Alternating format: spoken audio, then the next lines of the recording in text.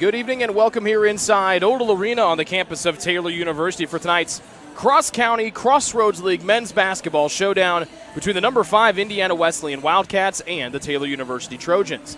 This is Rick Johnson and this is the Marion General Hospital pregame show. Both teams coming off of tough losses this past weekend. The Trojans fell by 2 at Spring Arbor, the now tied for third, I believe, if I saw the new poll correct. They're tied for third in the latest national poll that has come out, as they're still atop the Crossroads League standings. Their only loss, Spring Arbor, was to Taylor back in the first half of the year. The Trojans, for the loss, it was their 6th loss this year by 1 or 2 points or in overtime.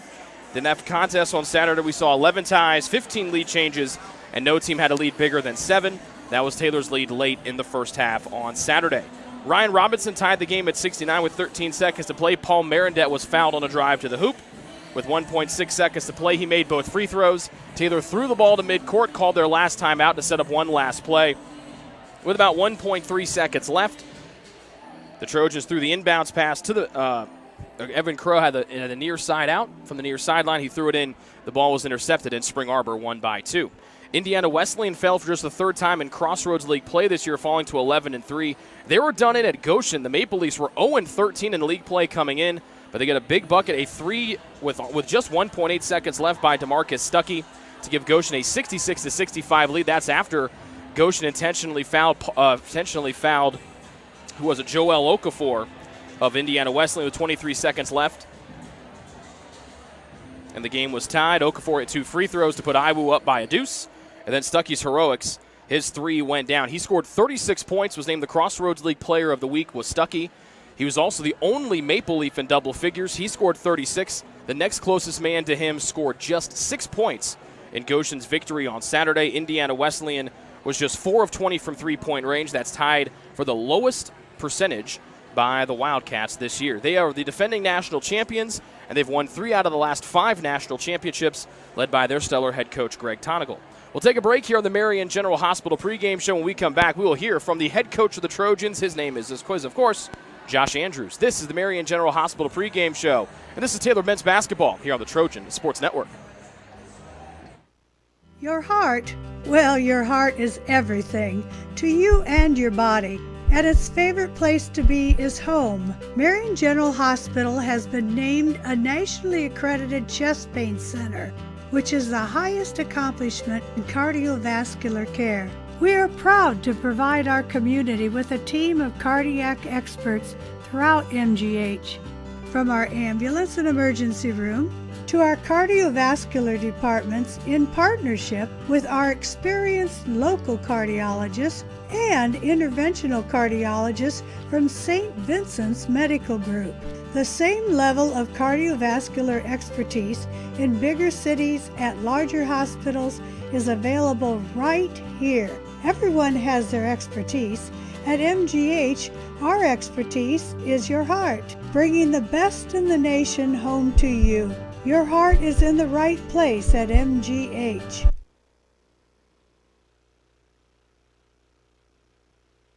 Welcome back to the Marion General Hospital pregame show. Now time to catch up with the head coach of the Taylor men's basketball team, Josh Andrews, before they take on cross-county rival Indiana Wesleyan tonight. Let's go back to Saturday's game, Josh, really quick.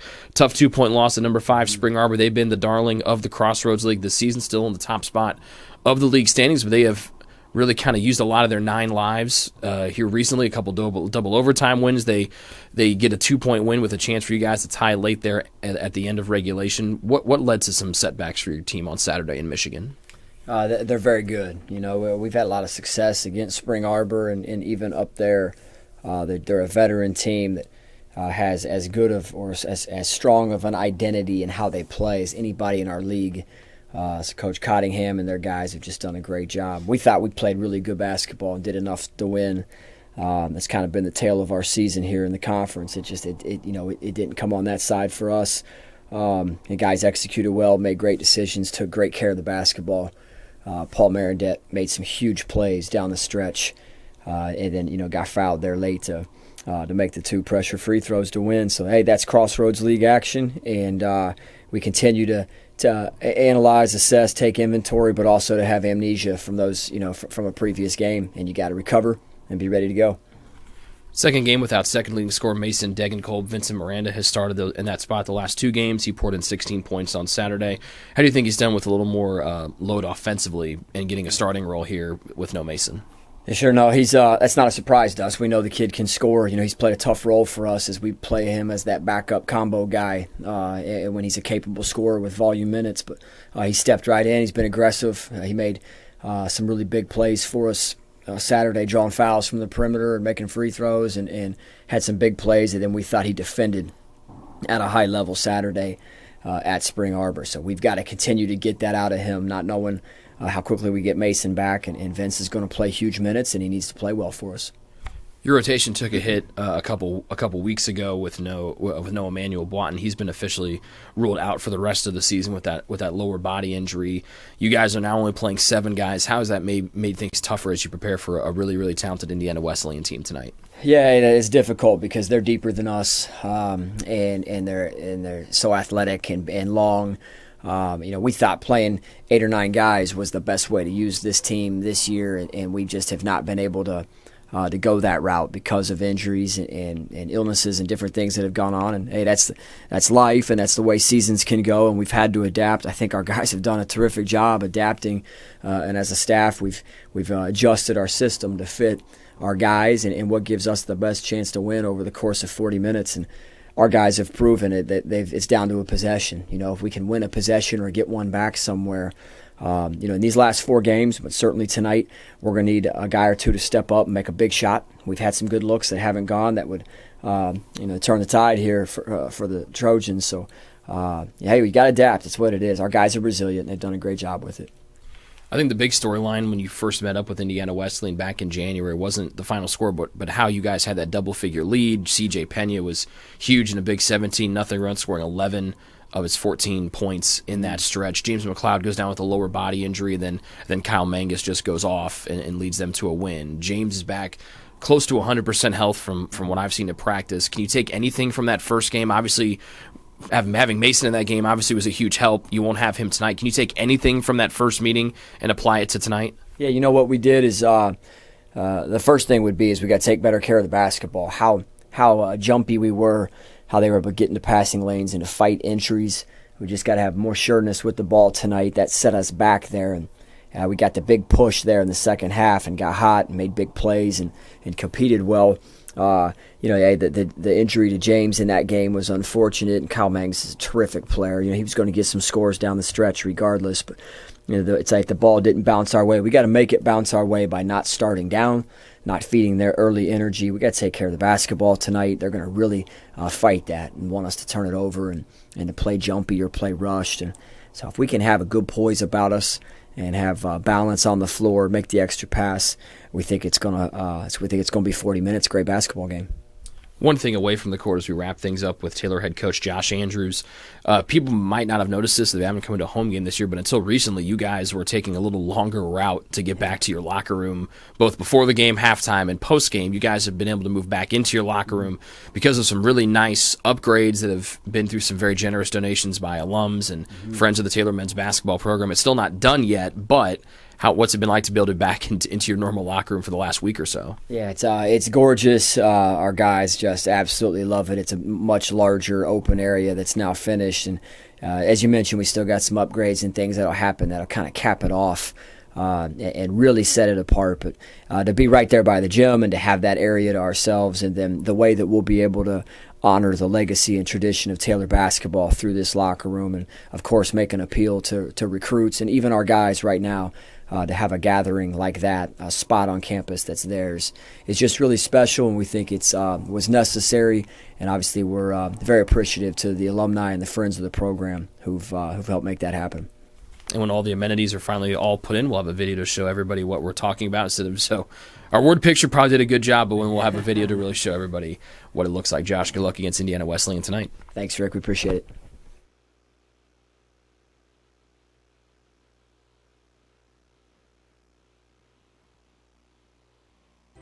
It's true. Many of us spend more time thinking about what's for dinner than thinking about retirement. But if you think your retirement needs deserve more attention, we agree, and we'd like to help. Your local Edward Jones financial advisors, Ryan Jones, Mark Sieglin, and Rob Sisson, can help you get started today. They are proud corporate partners of Taylor University Athletics. Edward Jones, making sense of investing.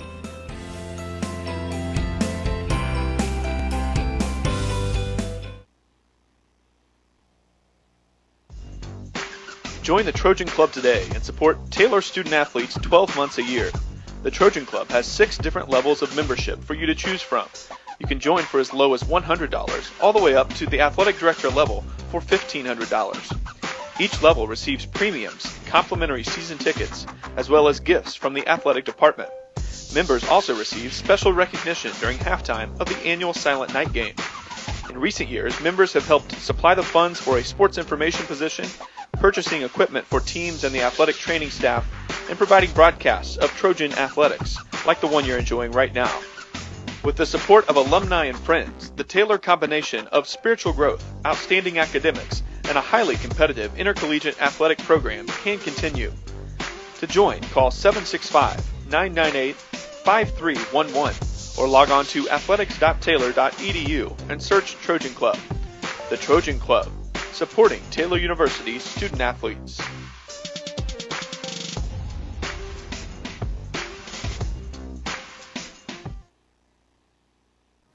What limits you? Too small, too old, insecure, broken. You have no limits.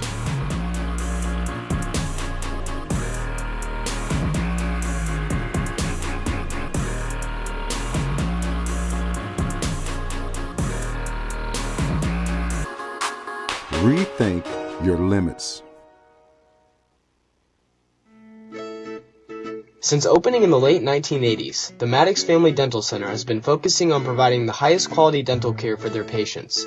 Children to adults can receive a full-service treatment to meet their dental needs. The Maddox Family Dental Center has 2 locations in Hartford City and Dunkirk and always welcomes new patients. The Maddox Family Dental Center, a proud corporate partner of Taylor University Athletics.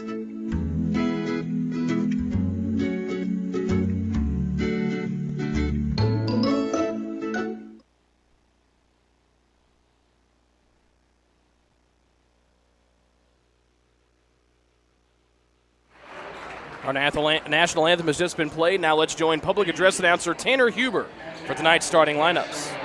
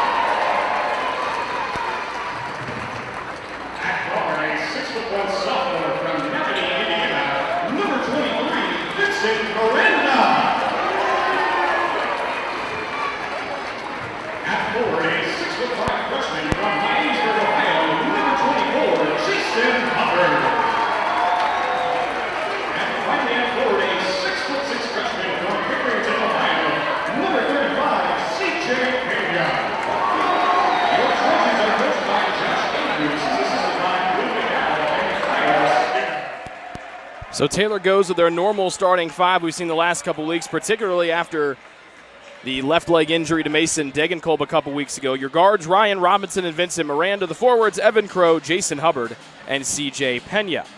For Indiana Wesleyan, the 5th-ranked team in the country, after suffering that loss to Goshen on Saturday, they have Evan Maxwell, who's one of the top candidates for Player of the Year in the Crossroads League this year. Their point guard's Joel Okafor. He leads them in assists. Their leading scorer is Kyle Mangus. He was the very first freshman to ever be named the Crossroads League Player of the Year a season ago. Grant Smith is back in the starting lineup after sitting out Saturday's loss at Goshen. And Kanan Coffey, who is the younger brother of Jordan Coffey, who's sitting to our left. He was a baseball player here at Taylor. His other older brother, Jesse Coffey, was a flamethrower in his own right from three-point range under 2 years for Josh Andrews. Maxwell wins the tip. It's corralled by the aforementioned Kanan Coffey, and Indiana Wesleyan has the opening possession going from left to right in red. When these teams met back in January, IWU scored the first 8 points of the ball game. Smith on 2 dunks and then 2 Maxwell hoops. Kanan Coffey, a 3 over Miranda. Rainbows halfway down and out. Here comes Taylor on their opening possession. They go from right to left in white with purple numbers and purple letters trimmed in gold. The chant is defense from the IWU students across from us. Free admission for the IWU students, just like the Taylor students got a month ago. Crow to the far sideline and Miranda, guarded by Mangus. Opening possession for Taylor, no score. Robinson cuts, a 5-foot floater is good from the baseline right. Robinson gets Taylor on the board first, and now Miranda steals it. He's undercut by Smith, and a foul comes in the backcourt. Miranda jumps the passing lane, and Smith looks at our near side official. First one on Smith. So the first one on Smith, first one against Indiana Wesleyan. And Taylor has another crack at the basket to our left.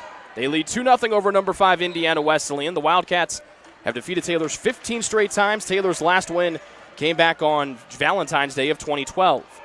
Maxwell guards Pena up top. They work into the right sideline and Miranda, now to the near side of the floor. Hubbard, and then off to the near sideline, and this will be Robinson.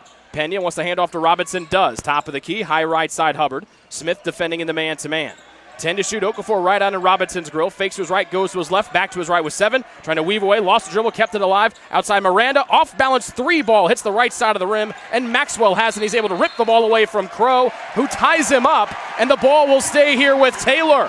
Crafty play there by Evan Crow to tie up Evan Maxwell on the held ball, keeps it here with the Trojans.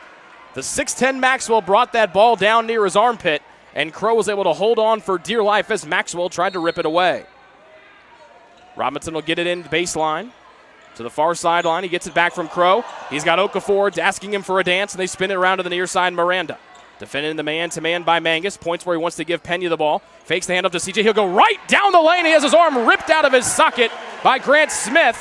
And now Grant Smith will be exiled to the bench 1 minute and 29 seconds into tonight's festivities. Smith didn't want to let Pena to go down the lane and rip the rim off. And now Smith, one of the most athletic players in the Crossroads League, will go to the bench with 2 early fouls. Smith, the 3rd leading scorer and the 2nd leading assist man for Indiana Wesleyan on the year. 2 free throws for CJ, where he's had his struggles this year just at 44%, but that one is perfect right through the middle. A 3-0 Taylor lead. And we mentioned the Kanan Coffey connection to Taylor University basketball. Well, here comes Trevor Waite, the younger brother, I want to get his name right, of former Trojan Tyler, who is in attendance tonight. Tyler and Jesse were both seniors. They both graduated back in 2015. That's Jesse Coffey. CJ made the first. He felt good about the second one and started jogging back to the other end as it left his hand. So a 4-0 Taylor lead. IWU had the opening possession. Then they turned it over after Taylor got a hoop. And then the Trojans able to get the tie up and keep it on their end. So in about a minute time between possessions here for Indiana Wesleyan. Okafor loses it. Robinson also to scoop it up. And then Crow trying to rip it away from Okafor. The held ball will keep it here with Indiana Wesleyan as Okafor turned it over. But Taylor was unable to pick the ball cleanly off the parquet floor and try to race to the other end. It'll stay here with Indiana Wesleyan. And that'll move the possession arrow back to TU. Almost 2 minutes into half number 1. IWU in red. They're the 5th-ranked team in the country. They saw their 11-game win streak snapped on Saturday at Goshen. They trailed Taylor 4-0. Okafor guarded by Hubbard. Coffey being trailed by Miranda. Crow top of the key. Mangus into the block. Maxwell got away in a 2-hand dunk as he spins away from Pena on the right side block. Easy 2 points there for the big fella, Evan Maxwell. And IWU on the board after going scoreless in the opening 2 minutes. 4-2 the Taylor lead as the Trojans attack the basket to our left. There is a bevy of students ready to come in. Hubbard, a straight-on 3, spins off the rim as Waite gave him space. The Trojans open up 0 for 2 from downtown. Okafor will go right down the lane, kick it to the near side Waite, around to Mangus, who's chased off the arc by Crow. A pull-up jump shot hits the rim short, and it's rebounded by the Trojans' top rebounder, Jason Hubbard. Too clean of a look there for Mangus, but he missed it short. Robinson cradling, scooping, and not scoring, but there will be the third foul on Indiana Wesleyan, and the dead ball allows the folks waiting near the entrance to our left to make their way to their seats across from us. Third one on Indiana Wesleyan. First one on Joel Okafor, their point guard. And that'll put Ryan Robinson to the line for 2. He's the 7th best free throw shooter in the country. As little kids run behind Robinson's gaze, and it'll just roll off the rim. A rare miss for 13 and white. Taylor up 4-2. Ryan's best opportunity now to give Taylor a 5-2 advantage. Just 2.5 minutes in, and Ryan hits the second. He's got 3 of Taylor's points. Pena with the other 2 both at the free throw line. The Trojans up 5-2 here early on over number 5 Indiana Wesleyan. We see head coach Kyle Gould of the Taylor baseball team. That means our friends from the baseball team should be in their front row seats momentarily. Maxwell left elbow extended. Pena trying to body him up. Maxwell bully balling to the rim and just powers his way through for a left-hand hoop. Head coach Greg Tonigal and the IWU fans look for a foul as Pena bodied the big man Maxwell down low. Maxwell with all 4 of Indiana Wesleyan's points. They trail by 1. Waite gives Hubbard space. 3-ball on the way and straight through for Jason Hubbard. That's a big bucket for Hubbard. He has struggled with a 3-point shot. But there's the first 3 of the evening for either team, and Taylor's doubled up Indiana Wesleyan up 8-4, just over 3 minutes in. Mangus around a Maxwell screen to the right block, got into the air, got it to Okafor. A head fake goes up, around defenders, and he'll lay it in. Mangus got caught. He was able to get the ball on the baseline to Okafor in the paint, who was able to maneuver his way around trouble. Taylor's lead down to 2 at 8-6 as they attack the basket to our left. Pena, a 3 over Maxwell. Oh, look at C.J. Pena. Bury a straight on 3, and Mom gives that a standing ovation down to our right. Triple from Pena, so Hubbard goes bang from deep, and then Pena follows. Miranda will steal the ball away from an unknowing Maxwell from behind. Here comes Miranda driving. He'll fumble with the dribble. Now Waite comes to guard. Miranda goes in through contact. No. Hubbard dives. He'll whip the ball. The rebound back into Miranda. A parking lot 3. Robinson. And that makes Odell Arena explode and force an Indiana Wesleyan timeout. A 9-0 Taylor barrage. Hubbard, Pena, and then the man with the in-the-gym range of Ryan Robinson. And Taylor forces a 30-second IWU timeout on top 14-6.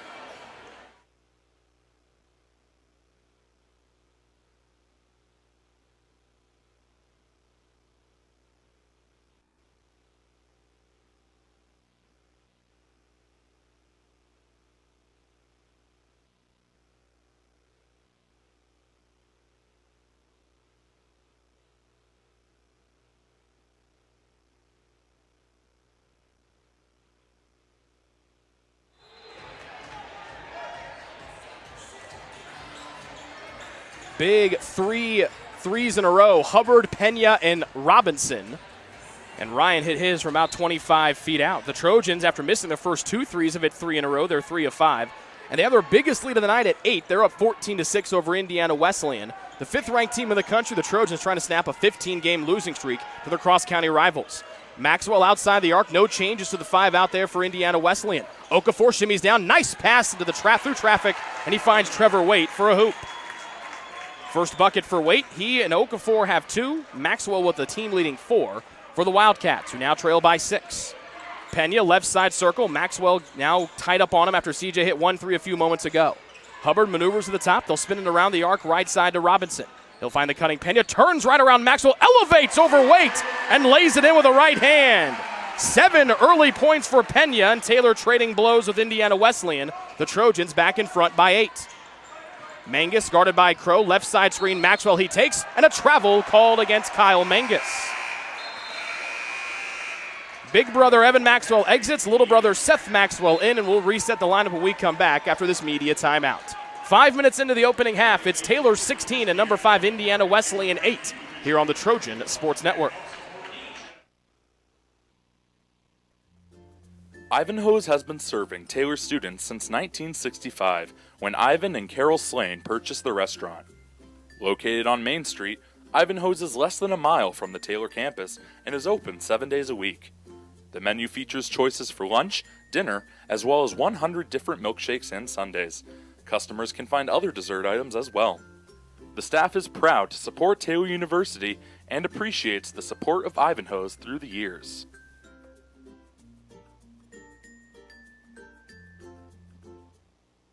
The Taylor University campus store, with their innovative textbook butler delivery service and name brand Taylor apparel and gifts, supports the Trojans year-round. The campus store, powered by Tree of Life Books, is a proud corporate partner of TU Athletics. It's easy to find something to show off someone's TU pride with 2 campus locations, one in the Dome and one in the campus center near the food court. The store is also open 24/7 at taylorcampusstore.com.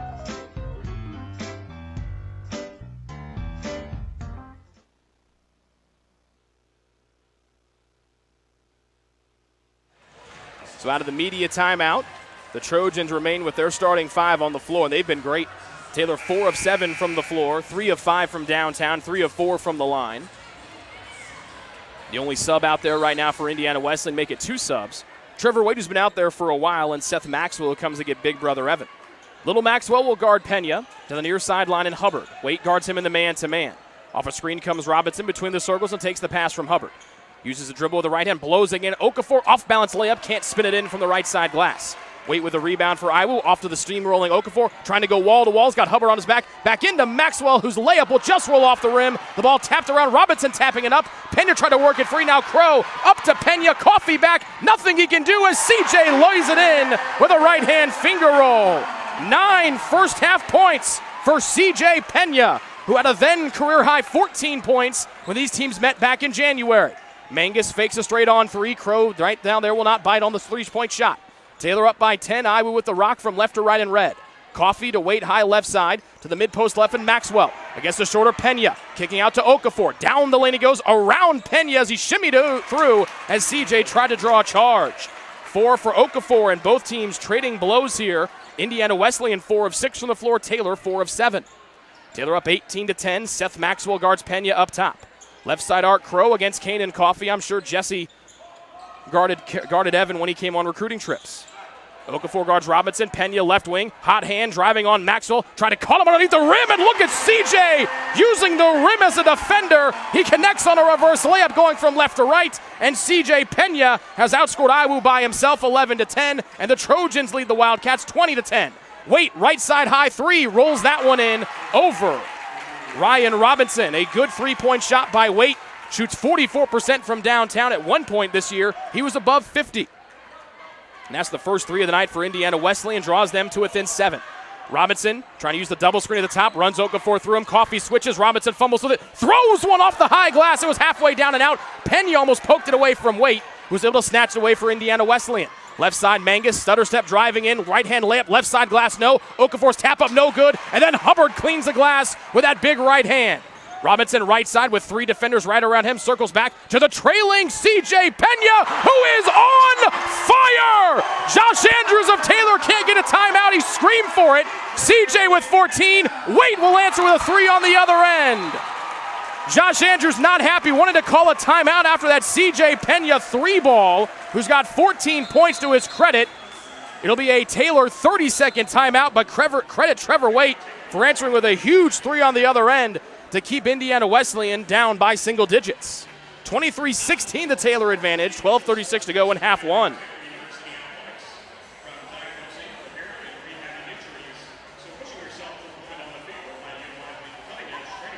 I don't know why they didn't give, I know why they didn't give Josh Andrews time. He was screaming for it, but the place was so loud after the Pena 3-ball. After Pena hit that 3-ball, which was off balance at best, Andrews was screaming for a timeout, but the referee couldn't hear him, and the ball was already dealt in by the time the referee had heard Andrews calling for a timeout. Remember, Taylor doing this all without their second leading scorer, Mason Degenkolb. 3rd game in a row that Mason has missed. He was their leading assist man as well at 4 dimes a night. Grant Smith back in for Indiana Wesleyan along with Evan Maxwell. And Isaiah Payton, the freshman out of Cincinnati Moeller High School, checks in for the first time for the Wildcats. Waite and Mangus remain out there. Miranda back in for Taylor. McLeod in for the first time for Taylor. Payton picks the pocket of Miranda, flipping it forward. Hagelin hustling back. Payton goes up and lays it in just before Hagelin could get to him. First turnover of the night for the Trojans leads to an easy bucket for the Wildcats, and they're on a 5-0 burst. and have drawn to within 5. It's Hagelin, Robinson, Miranda, Crow, and McLeod, the Taylor 5. Mangus with that 7'2 wingspan guards Robinson up the top. Ryan back to Hagelin, powering in, bangs with Maxwell, right hand short shot, no, and Maxwell's able to clean up the miss for Indiana Wesleyan. They're on a 5-0 burst. 8 minutes in, they trail by 5. They have yet to lead tonight of the Wildcats. Waite, left sideline, trying to bully his way in, spins away from Crow, and Trevor Waite carrying the offense here early for Indiana Wesleyan. He's got 10 points, and it's a 7-0 run right now for the Wildcats. They've trimmed their double-digit deficit, now down to 3. Hagelin holds, look to his left, now walks the dribble to the right. Waite runs through the screen of Miranda, and it'll get in front of Crow to deny an open look at 3. Vincent right sideline, Payton almost picked his pocket in, then Vincent blows by and has his shot knocked out of bounds by Isaiah Payton. Payton 6 feet from Cincinnati High School, from Cincinnati, Ohio, and Cincinnati Moeller, the same high school of Taylor assistant coach Quinn McDowell. Jason Hubbard back in for the Trojans, replacing Crow. Robinson will get it in on the baseline to the left of the backboard with 9 to shoot. Taylor with the ball and a 3-point advantage. Robinson no-look dish, left corner jumper, Hagelin got it as Maxwell is slow to close out.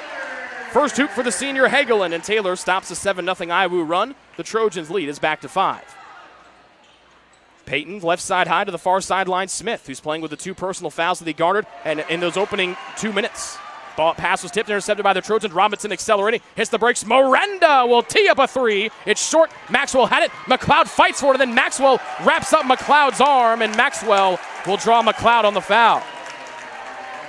And some Bronx cheers come from the Indiana Wesleyan fans to our left as Taylor called for their first foul of the night.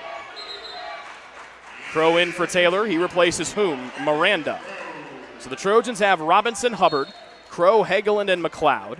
Indiana Wesleyan counters with Smith, Payton, Evan Maxwell, Waite, and Mangus. And Grant Smith will run the point here. Trying to go right at Hubbard, lost the ball, dives on the floor, trying to swipe it away, and then Robinson dives, he'll save it on the baseline and give it back to Crow. Smith tried to get fancy with the dribble, and he fumbled it away. 3rd turnover by Indiana Wesleyan here in the opening half so far. The Trojans have only turned it over once. Taylor from right to left and White, they've led the entire way. They've led by as many as 10. They lead by 5 right now. Robinson, a frustrated look on his face as the Trojans unable to run the set properly. Mangus tapped the ball away, but it was deflected right to Crow far sideline. Attacking Waite with 9. Off-balance jump shot off the left side of the glass and nothing else. And Maxwell has a rebound for Indiana Wesleyan. Up the floor to Mangus, racing in, tucks it in, he goes up. The foul was on the floor before Mangus could get a layup off. It's against Taylor's Ryan Robinson. That's Ryan's first, and the second one against Indiana Wesleyan. Taylor 9 of 17 from the floor. Indiana Wesleyan 9 of 13. And Taylor only playing on a 7-man rotation, so the rotations come quick at every dead ball opportunity. Ryan checks out. He's got 6 first half points, and Miranda comes in to spell him.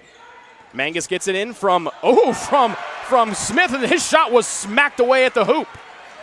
It looked like it was either McLeod, Hagelin, or Hubbard down there, but either way, Mangus still not on the score sheet just yet. Hagelin left side high, Maxwell giving him plenty of space. And then Miranda spins away, off-ball foul called. That's on Smith, it's his 3rd. The Taylor fans across was begging for it, and they're going to get it. 3rd one on Grant Smith, and his time in this first half is going to be very short. He checks out, and Kanan Coffey comes back in to spell him. Kanan with some good flow in that hair, not as good as big brother Jesse, but still good nonetheless. 10:02 to go in half number 1. The 3rd leading scorer for Indiana Wesleyan on the bench with foul trouble, with 3. Miranda takes the handoff from Hagelin. Still plenty of time on the shot clock. Taylor leading by 5. Crow turns the corner and then slips it in with a right-hand finger roll. Maxwell backed off, anticipating Crow to dump it down to Hagelin. Instead, Crow finger rolled it home, and Taylor leads by 7. They're on a 4-0 run. Maxwell right wing 3, good. He's a 49% three-point shooter. 7 for Maxwell, and that's the 3rd made three-point basket tonight by Indiana Wesleyan. The Trojans lead down to 4, 9:30 to go in half number 1, and a good one here from Odell. Hagelin, right-hand dribble, Coffey denies Crow. Hagelin fakes the handoff and gives off to Miranda. Darts to his right, tucks his shoulder down, bouncing it wide open to Hubbard, who lays it in with a right hand. Nifty find by Vincent Miranda, and Hubbard did the rest. Taylor leads by 6, 29-23. Here are the aforementioned Taylor baseball players. They've showered, they're clean, and they're ready to yell in the first 2 rows.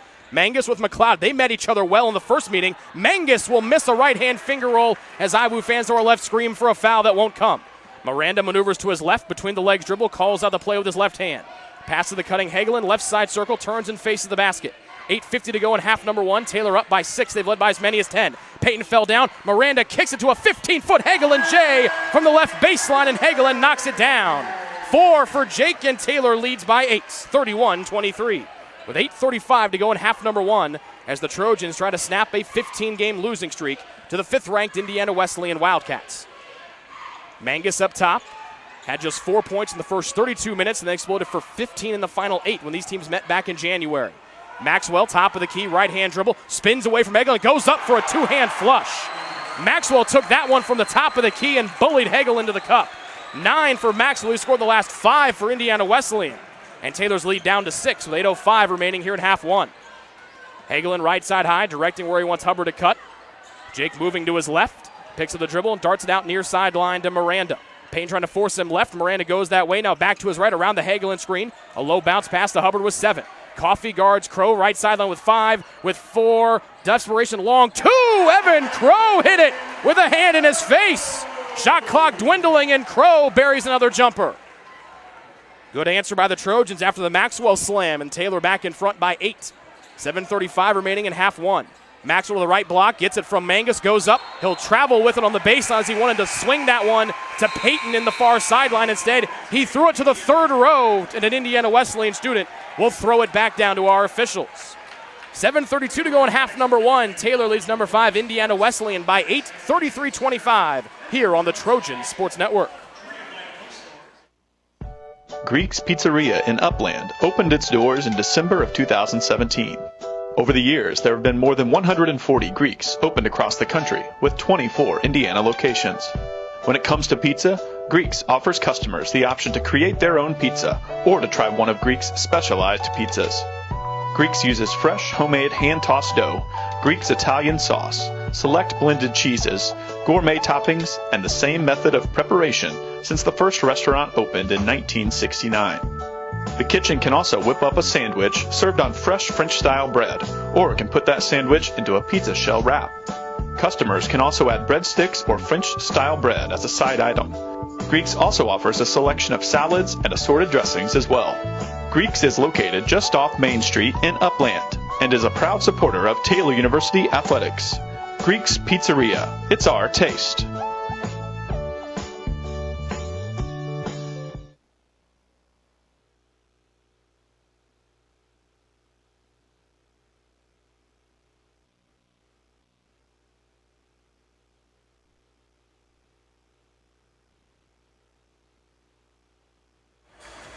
$7:32 to go in half number one. Taylor shooting 59% from the floor. They're 13 of 22. Indiana Wesleyan, no slouch. They're 11 of 17 at 65%. And both teams shooting the 3 really well. Taylor 4 of 7, Iwu 3 of 4. And Taylor has made 2 more buckets than Iwu, and they've made 3 more free throws. Taylor 3 of 4. Iwu is yet to get to the line here tonight.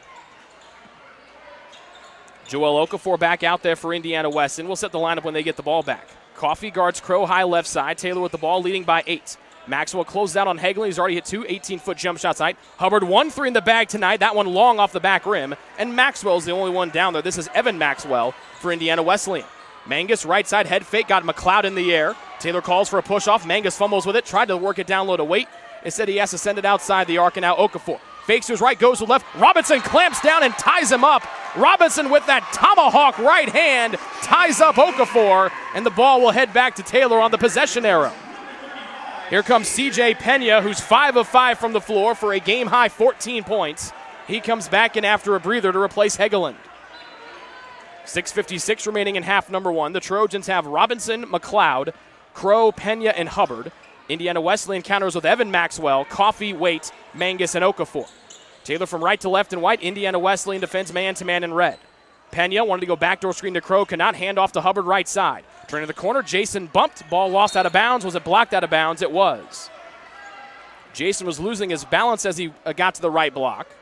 And it goes out of bounds, and Taylor has it with 12 to shoot, leading by 8. Robinson will get it in on the baseline to his left of the basket. Will float it up, top of the key, Pena. Thought about a long 2, hands off to Robinson with 11 to shoot. Pena backed up into Robinson, and now Ryan will have to create with 6 to shoot. Around a CJ screen, off-balance fadeaway, 18-footer, no. McLeod almost had it. Hubbard dives to the baseline, tried to save it. It's tapped around, and Mangus able to knife one away from McLeod. Here's Okafor, threads one through, right wing, Waite. Head fake got Crow to fly on by, and Waite will miss a three-point shot long. That would have been a big one for Waite as he's been on fire in the first half with 10. His first miss from downtown keeps the Taylor lead at 8. Pena pivots and faces the basket. Three ball over over Maxwell. And there's CJ's first miss of the night. He had been 5 of 5. First one here off target right. Mangus drives, spins, got to his right hand. Off balance shot, no good. And Hubbard snipes a rebound away from Maxwell, who calls for help as Taylor's out on the break.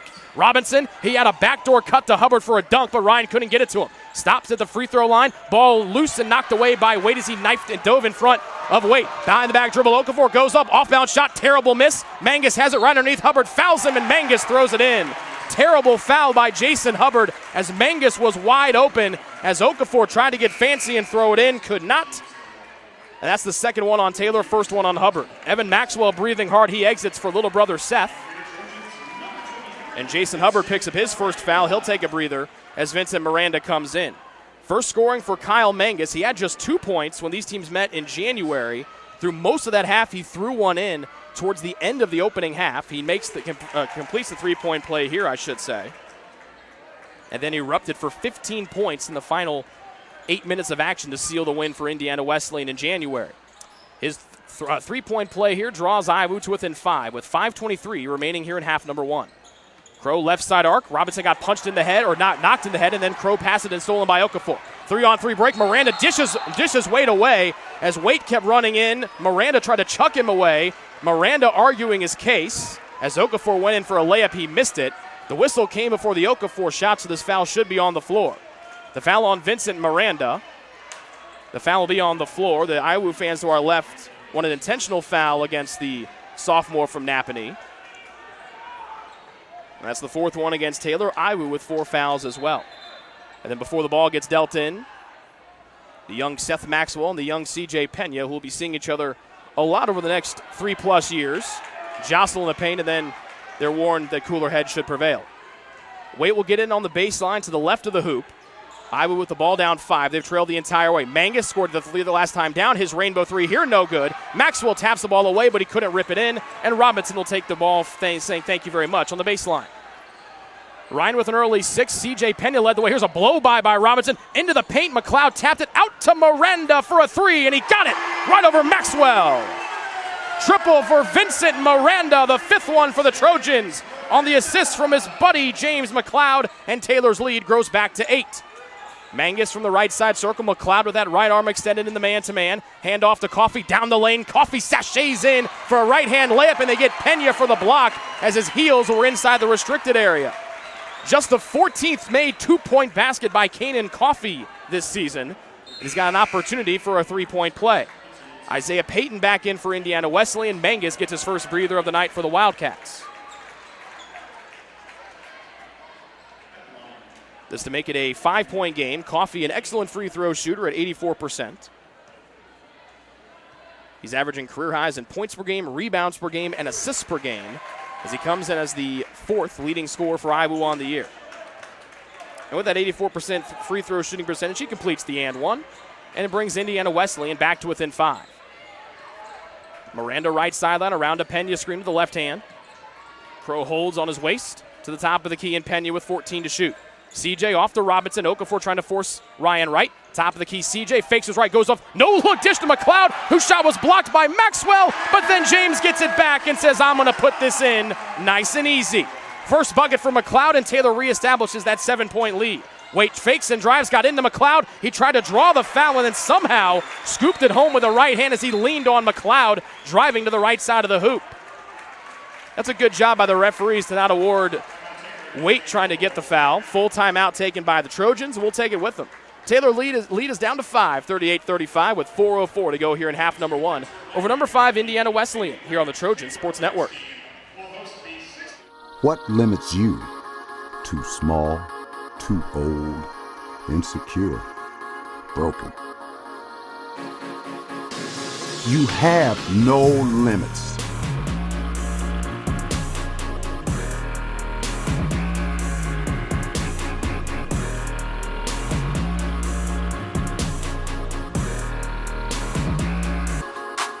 Rethink your limits. It's true.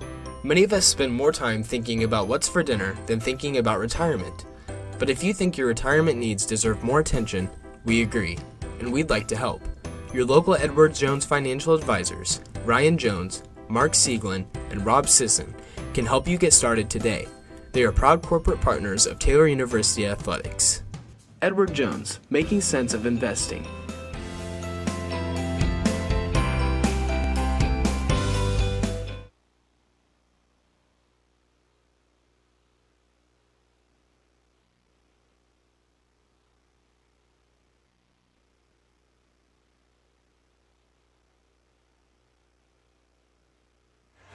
Shooting continues to be spot on for both teams. The Trojans 15 of 29, Indiana Wesleyan 14 of 24.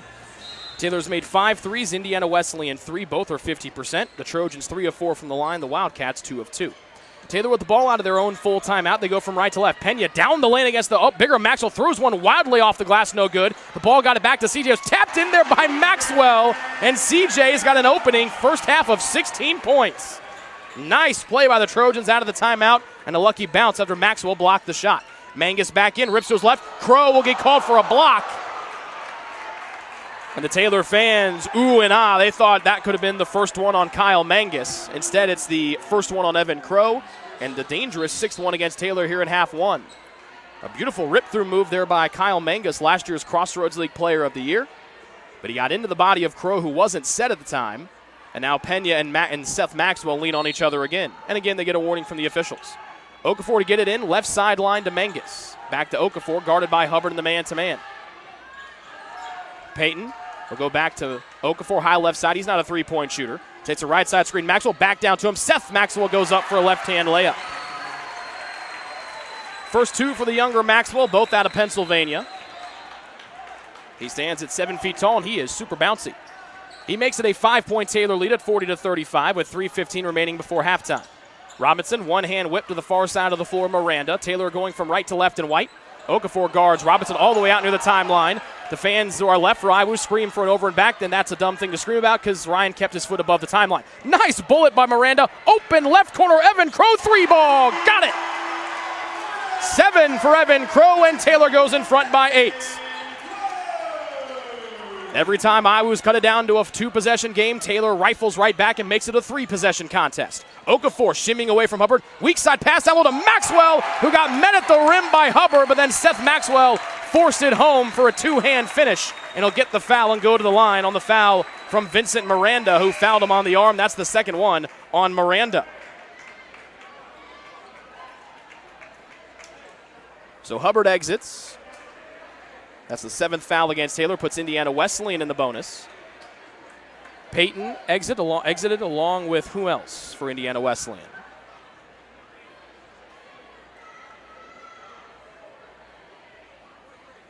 Yep, they put it up as Evan Crow. That's not right. It was on Vincent Miranda. That's Vinny's 3rd. Or Vincent, excuse me. Don't want to make Mrs. Miranda mad. Vincent. So Maxwell to the line, a 71% free throw shooter, and he'll swish it. 5 for Seth Maxwell, and a good 3-point play for him. And again, Indiana Wesleyan makes it a 2-possession game. They're down 5. They go to the 2-3 zone. Coffey and Wade up top. Mangus, the younger Maxwell, and Okafor down low. McLeod out to Crow. 3 on the way, and 3 good. Back-to-back triples Evan Crow. He's in double figures with 10, and Taylor goes right back in front by 8. Good response every time their lead's been trimmed to 5. The chant now defense from the Taylor students across from us. Okafor fakes right, goes left, goes in, left-hand scoop as he shimmied away from McLeod. Okafor was 6 here in the opening half, and the two teams continue to trade offensive jousts here in half one. 2:04 to go before halftime. Taylor with the rock from right to left and white, leading by 6, with Indiana Wesleyan going back to their man-to-man there in red. Crow has it, hit 2 threes the last time down. He'll drive right around Coffey, and a right-hand scoop, no good. Then Pena somehow circused it in with a right hand, and he almost twisted his arm out of his own socket. 18 for Claudio Pena, and Taylor goes back in front by 8 on a nifty move by the stellar freshman out of Ohio. 98 seconds left. Okafor goes in, rips a pass away from Robinson, jumps out, whip out to the open weight in the right corner, who gets a 3 that just snuck in over the near side rim. third first-half triple for Trevor Waite. He's got a team-high 13. He comes in averaging just 7. And again, the Taylor lead narrowed to 5. Pena, left side circle. Maxwell guards him. Out high right side to Miranda, who will hand off to Robinson, far sideline. Up top of the key to Pena. Maxwell comes out to guard. Now dealing off to Robinson. Double team comes with 7. Ryan Carn in the corner. Got into the air. Tapped away out of bounds by Mangus as he tried to find Miranda. Hagelin and Hubbard in for Taylor, replacing Pena and Miranda. Seth Maxwell out. Evan Maxwell back in for Indiana Wesleyan. 3 to shoot for the Trojans. 1:01 to go here in the half. They've got the ball and they lead by 5. They've led the entire way. They've led by as many as 10 have the Trojans. Robinson will get it in the near side corner. Remember, 3 to shoot for TU. Bounce pass in, saved by Kanan Coffey as he stole it away. Then Crow slaps the pass away as Iwu tried to get out on the break. Crow near side Robinson, 3 on the way, no good. But a whistle was blown before Ryan let the 3-point shot go. Was there a clock malfunction? The Taylor students across the way from us, they want a foul on Okafor. But that whistle came right before Robinson pulled the trigger from 3. We've got 59 and 7/10 of a second left to go in half 1. Did the shot clock not reset when Iwu got the ball, or did it not reset after Taylor slapped it away? It was a heck of a play by Kanan Coffey on the baseline. He tapped the ball away and then saved it in to one of his teammates in Okafor. And now our officials will come down here and talk things over with the scores table. They've sent both teams to their respective benches. We'll keep it here for the time being. Taylor shooting 54% from the floor. Indiana Wesleyan at 64%. Taylor's made 19 shots. Iwu 18, but the 3 ball right now, Taylor's friend. They've made 7. Iwu's made just 4. And both teams have made 3 free throws. Taylor's done well on the glass tonight. They've got 16 rebounds, out-rebounding Indiana Wesleyan by 6. And they've also cleaned up on the offensive glass of the Trojans. They have 7 offensive boards to just 1 for Indiana Wesleyan. And the Wildcats come in as the second best defensive rebounding team in the Crossroads League, but Taylor the third best offensive rebounding team in the league as well. The story of the first half, though, right now for the Trojans, C.J. Pena hit his first 5 shots from the field. He's got a game-high 18 points, 7 of 9 from the floor, 2 of 3 from beyond the arc, and 2 of 2 from the line. Evan Crow with 6, Crow with 10, Robinson with 6. Miranda with 3, Hubbard with 5, Hagelin with 4, McLeod with 2. For Indiana Wesleyan, they've got Trevor Waite with 15 points. That's a team high for him. 8 better than his season average. The 15 actually ties a season high and is one off of a career high for the senior from Lisden, Indiana. Isaiah Payton with 2, Evan Maxwell 9. He's yet to miss a shot from the floor. Joel Okafor with 6. Mangus, their leading scorer, with 3, 1 of 7 from the field. Grant Smith, no points with 3 fouls. He's played just a handful of minutes. Coffey with 3, and Seth Maxwell with 5. So Taylor ball after they clear everything up. 48 seconds left to go in the half. The Trojans nursing a 5-point lead here. Robinson in trouble, gets off to the cutting Crow. Between the circles, Hagelin trying to hand off to Robinson, and on top of the Paul Patterson signature does. Off balance 3, Robinson short. Hubbard skies for it, and then the ball knocked out of bounds by Joel Okafor as Taylor looks for a foul across from us. My goodness, how high can Jason Hubbard fly? He won the Ohio State High Jump Championship last year, high jumping 6'8", and he has soared for a couple rebounds tonight. That's his 7th board of the opening half, which is 1 better than his season average, and then Waite got too physical with McLeod and bumped him on the inbounds receive. First one on Waite, the 5th one against Indiana Wesleyan. And with 33 1/10 of a second left, McLeod will get it in on the hash mark down below us in front of some of the Indiana Wesleyan coaches. Robinson out near the timeline. Okafor guards him. Taylor, with about 5 seconds between game and shot clock, will burn a lot of time here, leading by 5. Robinson to the far sideline and Crow. Kanan Coffey walks out to guard him. The Trojans aren't going to try to do anything funny, leading by 5 over the number 5 team in the land. 9 to shoot. Robinson out to the timeline, crossing over to his right hand with 7, with 6 hesitation. Got into Evan Maxwell with 4. 4 long to Hagelin off the back rim. No. McLeod tried to track it. Hubbard taps it away. Mangus gets it. Knifing away with 2, with 1. 3-point shot before the horn glances off the front rim. And Taylor dodges one there as they almost saw Mangus get the blast bucket before the first half ends for the 2nd game in a row. So Taylor goes into the halftime locker room leading number 5 Indiana Wesleyan by 5. 48-43. Indiana Wesleyan just 3-4 this year when trailing at halftime. We'll be back with the BSN Sports Halftime Report after this commercial break here on the Trojan Sports Network.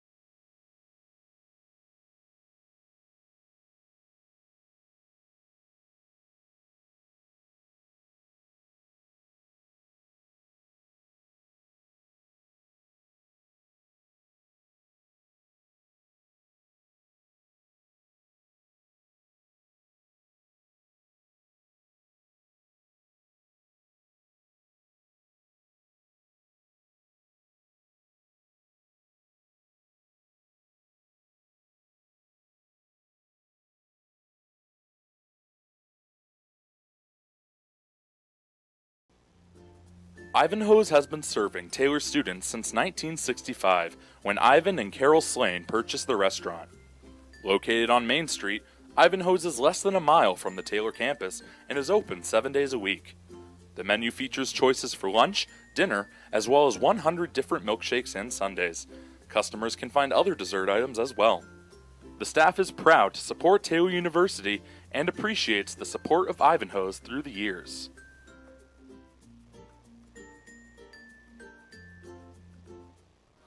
What limits you? Too small, too old, insecure, broken. You have no limits.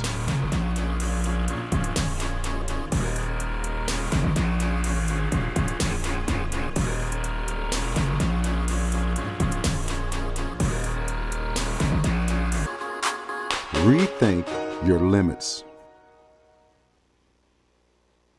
The decision you're making is about so much more than where you'll spend the next 4 years. It's about how you'll live the next 40. So let me break down the Taylor University experience.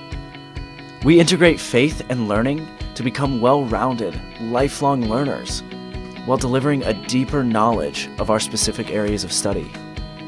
Whether you're producing award-winning films, building satellites for NASA, or preparing for a national ethics debate, Taylor will push you to excel in your field.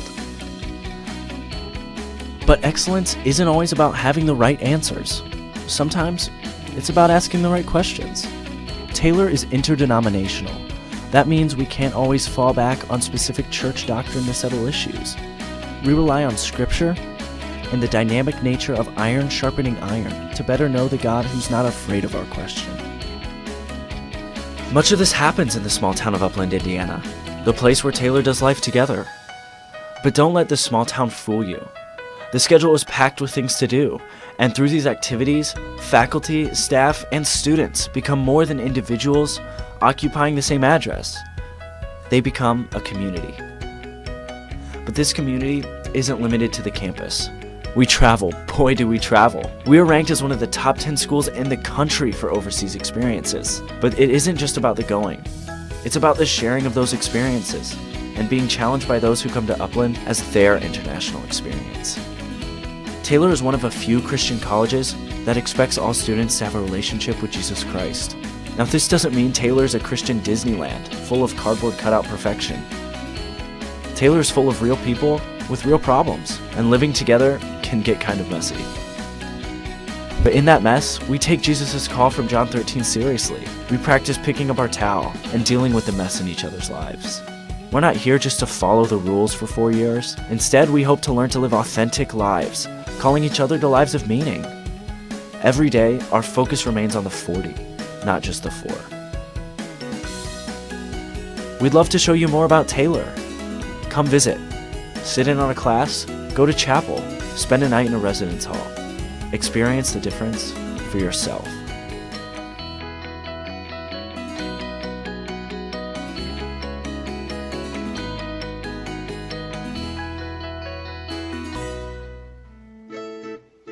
Since opening in the late 1980s, the Maddox Family Dental Center has been focusing on providing the highest quality dental care for their patients.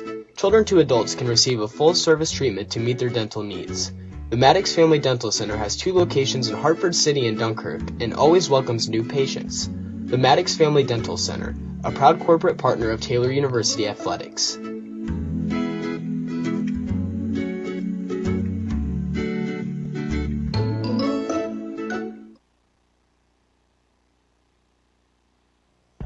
Greek's Pizzeria in Upland opened its doors in December of 2017. Over the years, there have been more than 140 Greeks opened across the country, with 24 Indiana locations. When it comes to pizza, Greeks offers customers the option to create their own pizza or to try one of Greek's specialized pizzas. Greeks uses fresh, homemade, hand-tossed dough, Greek's Italian sauce, select blended cheeses, gourmet toppings, and the same method of preparation since the first restaurant opened in 1969. The kitchen can also whip up a sandwich served on fresh French-style bread, or it can put that sandwich into a pizza shell wrap. Customers can also add breadsticks or French-style bread as a side item. Greeks also offers a selection of salads and assorted dressings as well. Greeks is located just off Main Street in Upland and is a proud supporter of Taylor University Athletics. Greek's Pizzeria. It's our taste.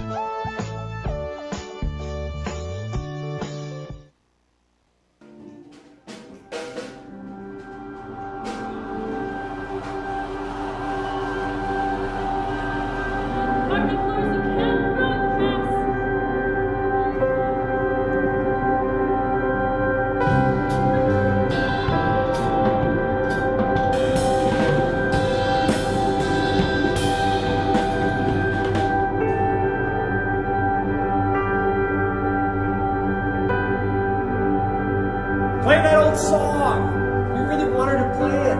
That's what's really going to evoke memory. You gotta have the music. Right? Listen to it.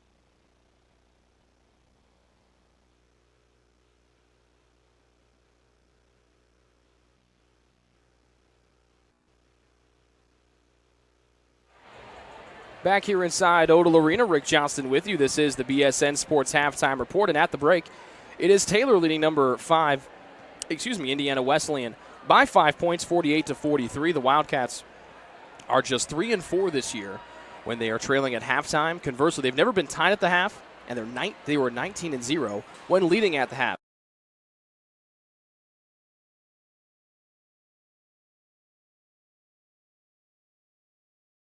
At the half.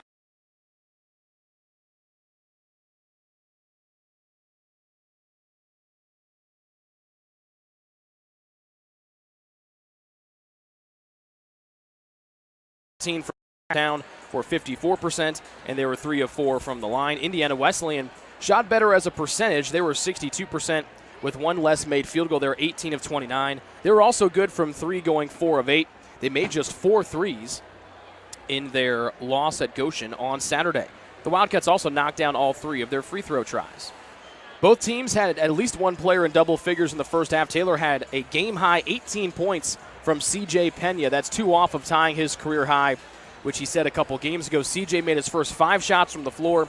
He finished 7 of 9 from the field, 2 of 3 from downtown, and 2 of 2 from the line for a game-high 18 points. Other double-figure score in the first half was Taylor's Evan Crow. Evan had 10 points on 4 of 6 shooting. He knocked down both of his 3-point tries in the first half as well. Ryan Robinson had 6 points. Jason Hubbard added 5. Vincent Miranda 3. Jake Hagelin 4 off the Trojan bench, and 2 for James McLeod, also off of the Taylor bench. For Indiana Wesleyan, they got 15 points off the bench by Trevor Waite, more than 8 better than his season average. Waite was 6 of 7 from the field, 3 of 4 from downtown, and he did not get to the line in the first half. Their leading scorer, Kyle Mangus, limited to just 3 points in the first 20 minutes. He was 1 of 8 from the field and 0 of 2 from downtown.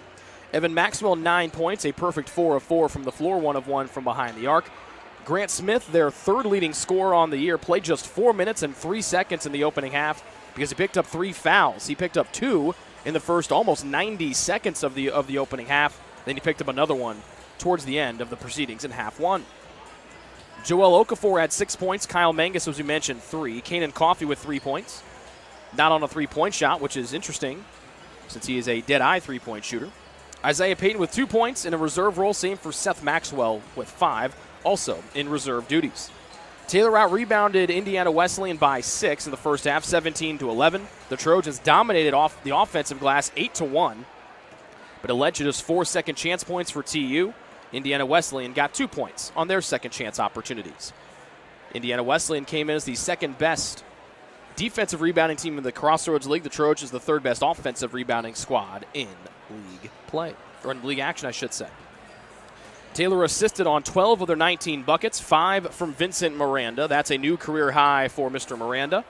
Ryan Robinson had 4 to pace the Trojans. Joel Okafor, their leading assist man, had 4 in the first half for Indiana Wesleyan. 8 turnovers by the Wildcats led to no points by TU. 4 turnovers for Taylor. They also scored no points off the turnover by the Wildcats in the opening half. And as you heard in our pregame conversation with Taylor head coach Josh Andrews, he said keeping turnovers to a minimum would be a key stat going into tonight's game. The Trojans turned it over 17 times, and these teams squared off back in January. They've turned it over. The Trojans have just 4. They've turned it over just 7 times in their last 2 outings. 1 block for TU. That was by Hagelin. 3 by Indiana Wesleyan, Mangus, Payton, and Seth Maxwell. 4 steals for the Wildcats, 2 from Okafor. 6 steals for the Trojans, 2 apiece by Robinson and Miranda. That does it for the BSN Sports Halftime Report. When we come back, we'll see if Taylor can snap their 15-game losing streak to their cross-county rivals, Indiana Wesleyan. They lead the number 5 Wildcats here at halftime by a 5-point margin, 48-43. This is Taylor men's basketball here on the Trojan Sports Network.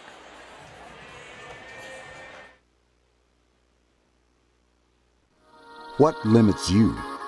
Too small, too old, insecure, broken. You have no limits.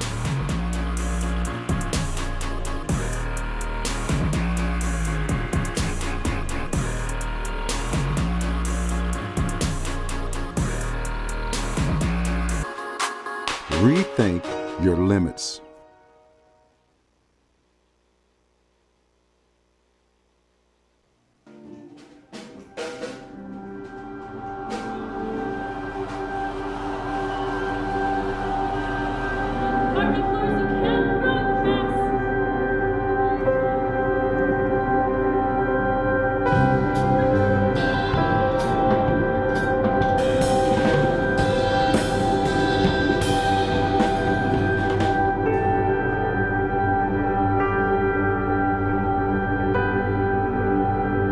Play that old song. We really want her to play it. That's what's really going to open her. You got to have the music that you listeners to listen to.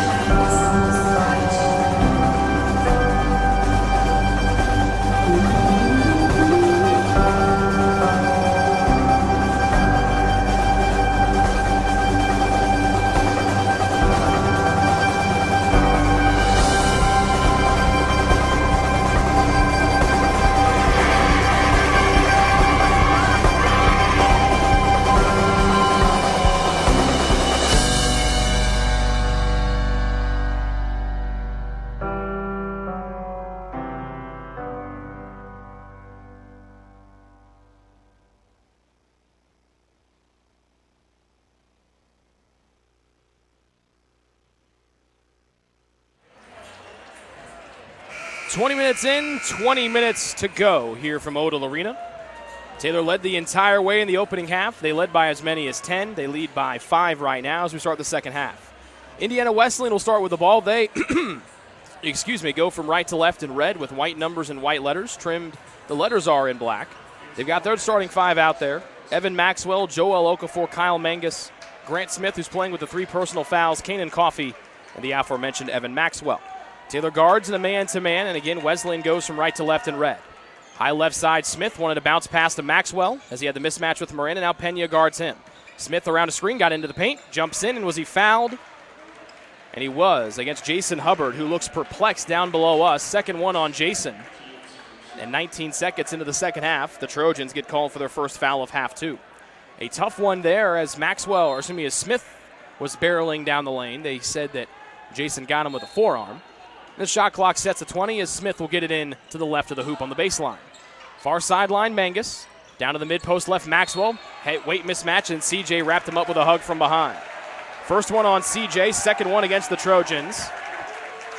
And the IWU fans to our left, they were unhappy with the fouls differential and the foul calls in the opening half. So again, they deal out a Bronx cheer to our officials tonight. 20 to shoot, and again, they floated into Mangus far sideline. Right side high to Smith, near sideline to Coffey with Miranda trailing. Mangus cuts in the paint, fakes on the mid-post left, out to a Grant Smith three-point try, which is missed and rolled off the rim. That's Smith's first shot from the floor. He played just 4:03 in the first half. So a miss for Indiana Wesleyan on their first try. Taylor now goes from left to right and white. They've got their 5 starters out there: Ryan Robinson, CJ Pena, Vincent Miranda, Jason Hubbard, and Evan Crow. CJ's pass too hot as it deflects off the left finger or the left hand of Miranda and bounces into the front row across from us. So both teams empty on their opening possession. The Trojans committed 2 fouls on their first defensive try. They turn it over on their first offensive opportunity, and Smith missed a 3 for Indiana Wesleyan. He bounces high left side to Mangus here, just underway second half. Mangus maneuvering down the lane, up top to Smith. Fakes a 3, he'll go down the lane, bumped by Hubbard, and Smith will finish through contact with a right hand.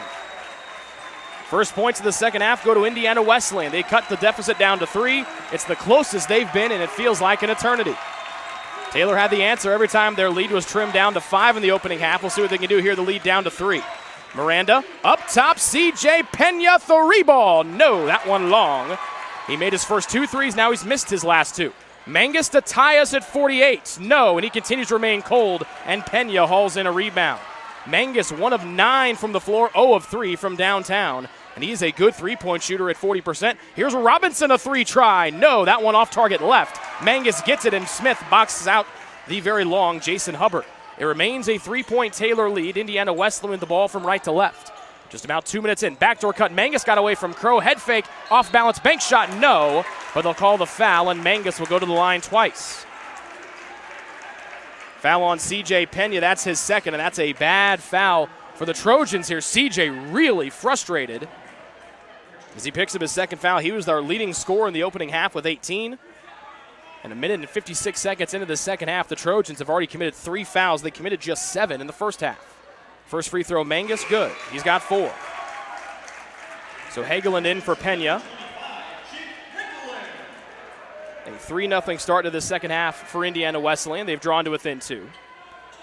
The last time they trailed by 3 or less was when they were down 8-6, all the way back early on in that opening half. Mangus will miss the second free. This one tapped out to the near side. Maxwell hauls it in as Smith tapped it away from Crow. So now an opportunity for Indiana Wesleyan to tie or take the lead down by 2. They've scored the first 3 points here of this second half. Smith fakes a 3, maneuvers in, kicks outside. Maxwell's got 1 3 tonight, and his second one gives Indiana Wesleyan their first lead. Maxwell with 11. He's 2 of 2 from downtown. That'll force a Taylor timeout. Smith eggs Indiana Wesleyan's fans on for noise. They start on a 6-0 run through the Wildcats to start the second half. They've taken their first lead at 49-48. The Trojans take a 30-second timeout. We'll see what Taylor can draw up out of this stoppage in play. Trailing for the first half tonight, down 49-48, 17-41 remaining in half 2.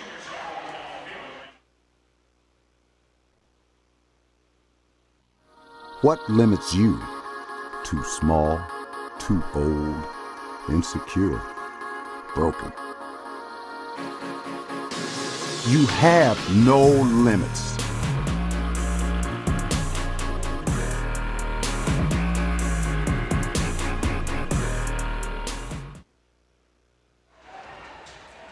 A 6-0 start for Indiana Wesleyan here in the second half, and a 3-point shot by Evan Maxwell, his second of the night, has forced a Taylor 30-second timeout, and the Wildcats have taken their first lead this evening. They lead 49-48. No changes to the Trojan 5, no changes to the IWU 5. Hagelin, high left side, with Maxwell giving him plenty of space. Up top to Crow, then back to the top of the key, and Hagelin. Near side Crow, a 3-point shot over Kanan Coffey's off target left. There's Hubbard reaching over Smith, out to Robinson, 3-point try, off target left, and Maxwell has the rebound for Indiana Wesleyan. Taylor has yet to make a shot here in the no-look dish. Smith down to Mangus, and he lays it in with a left hand. 6 for Kyle Mangus, and Indiana Wesleyan leads by 3. They've scored the first 8 points here of this second half, 3 minutes into half 2.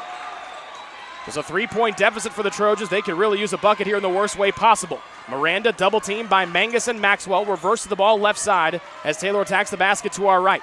Crow wanted to take Coffey off the bounce. Miranda catch and shoot 3 halfway down and out, and Okafor's there for the rebound. The Trojans have yet to hit a shot from the floor. Indiana Wesleyan on an 8-0 run. Mangus stops and pops. His 3-point shot continues to be dreadful. He's 0 of 4. He's made just 2 buckets from the whole floor tonight. Taylor with the ball, down 3. Here's Hubbard driving on Smith, got into his body. Smith goes darting away, but they'll call Hubbard for the push-off as his left arm just extended away from his body by a few mere inches. Third one on Hubbard. He comes out. McLeod comes in. After such a great first half for TU, everything going wrong for the Trojans here in this second half. They have yet to make a shot from the floor here in half 2, and Indiana Wesleyan has scored the first 8 points, and they lead 51-48. As the Taylor fans start to get rowdy across from us, giving our officials an earful. Okafor trying to take Robinson off the bounce. They get it outside to the far sideline, and Mangus. Back up top, Maxwell. He'll spin it to the left side high, and Okafor. Around to Maxwell screen. Okafor tries to prod. Back up to Maxwell, then back to Okafor with 10 to shoot. Not a consistent 3-point shooter, and he misses one here. Rebound, Vincent Miranda of Taylor. Okafor just 24% from 3-point distance. Taylor with the ball, still trailing by 3. Mangus guards Miranda, who picked up the dribble. He'll give off to Hagelin, who then hands off back to Miranda. Turning the corner, lost it, stolen by Mangus, and it's a 2-on-1 with Coffey. Crow knifes in, bumps Mangus, and that's the 5th one against Taylor. And we played just past 4 minutes. 5 fouls for Taylor in the second half. We've played 4 minutes and 7 seconds, and Indiana Wesleyan on an 8-0 run. Their crowd has found new life here in the second half after sitting on their hands for most of the first half. We reached the media timeout, 15:53 to go in regulation time. Number 5, Indiana Wesleyan has scored the only 8 points of the second half, and they lead Taylor by 3, 51-48 here on the Trojan Sports Network. What limits you? Too small, too old, insecure, broken. You have no limits.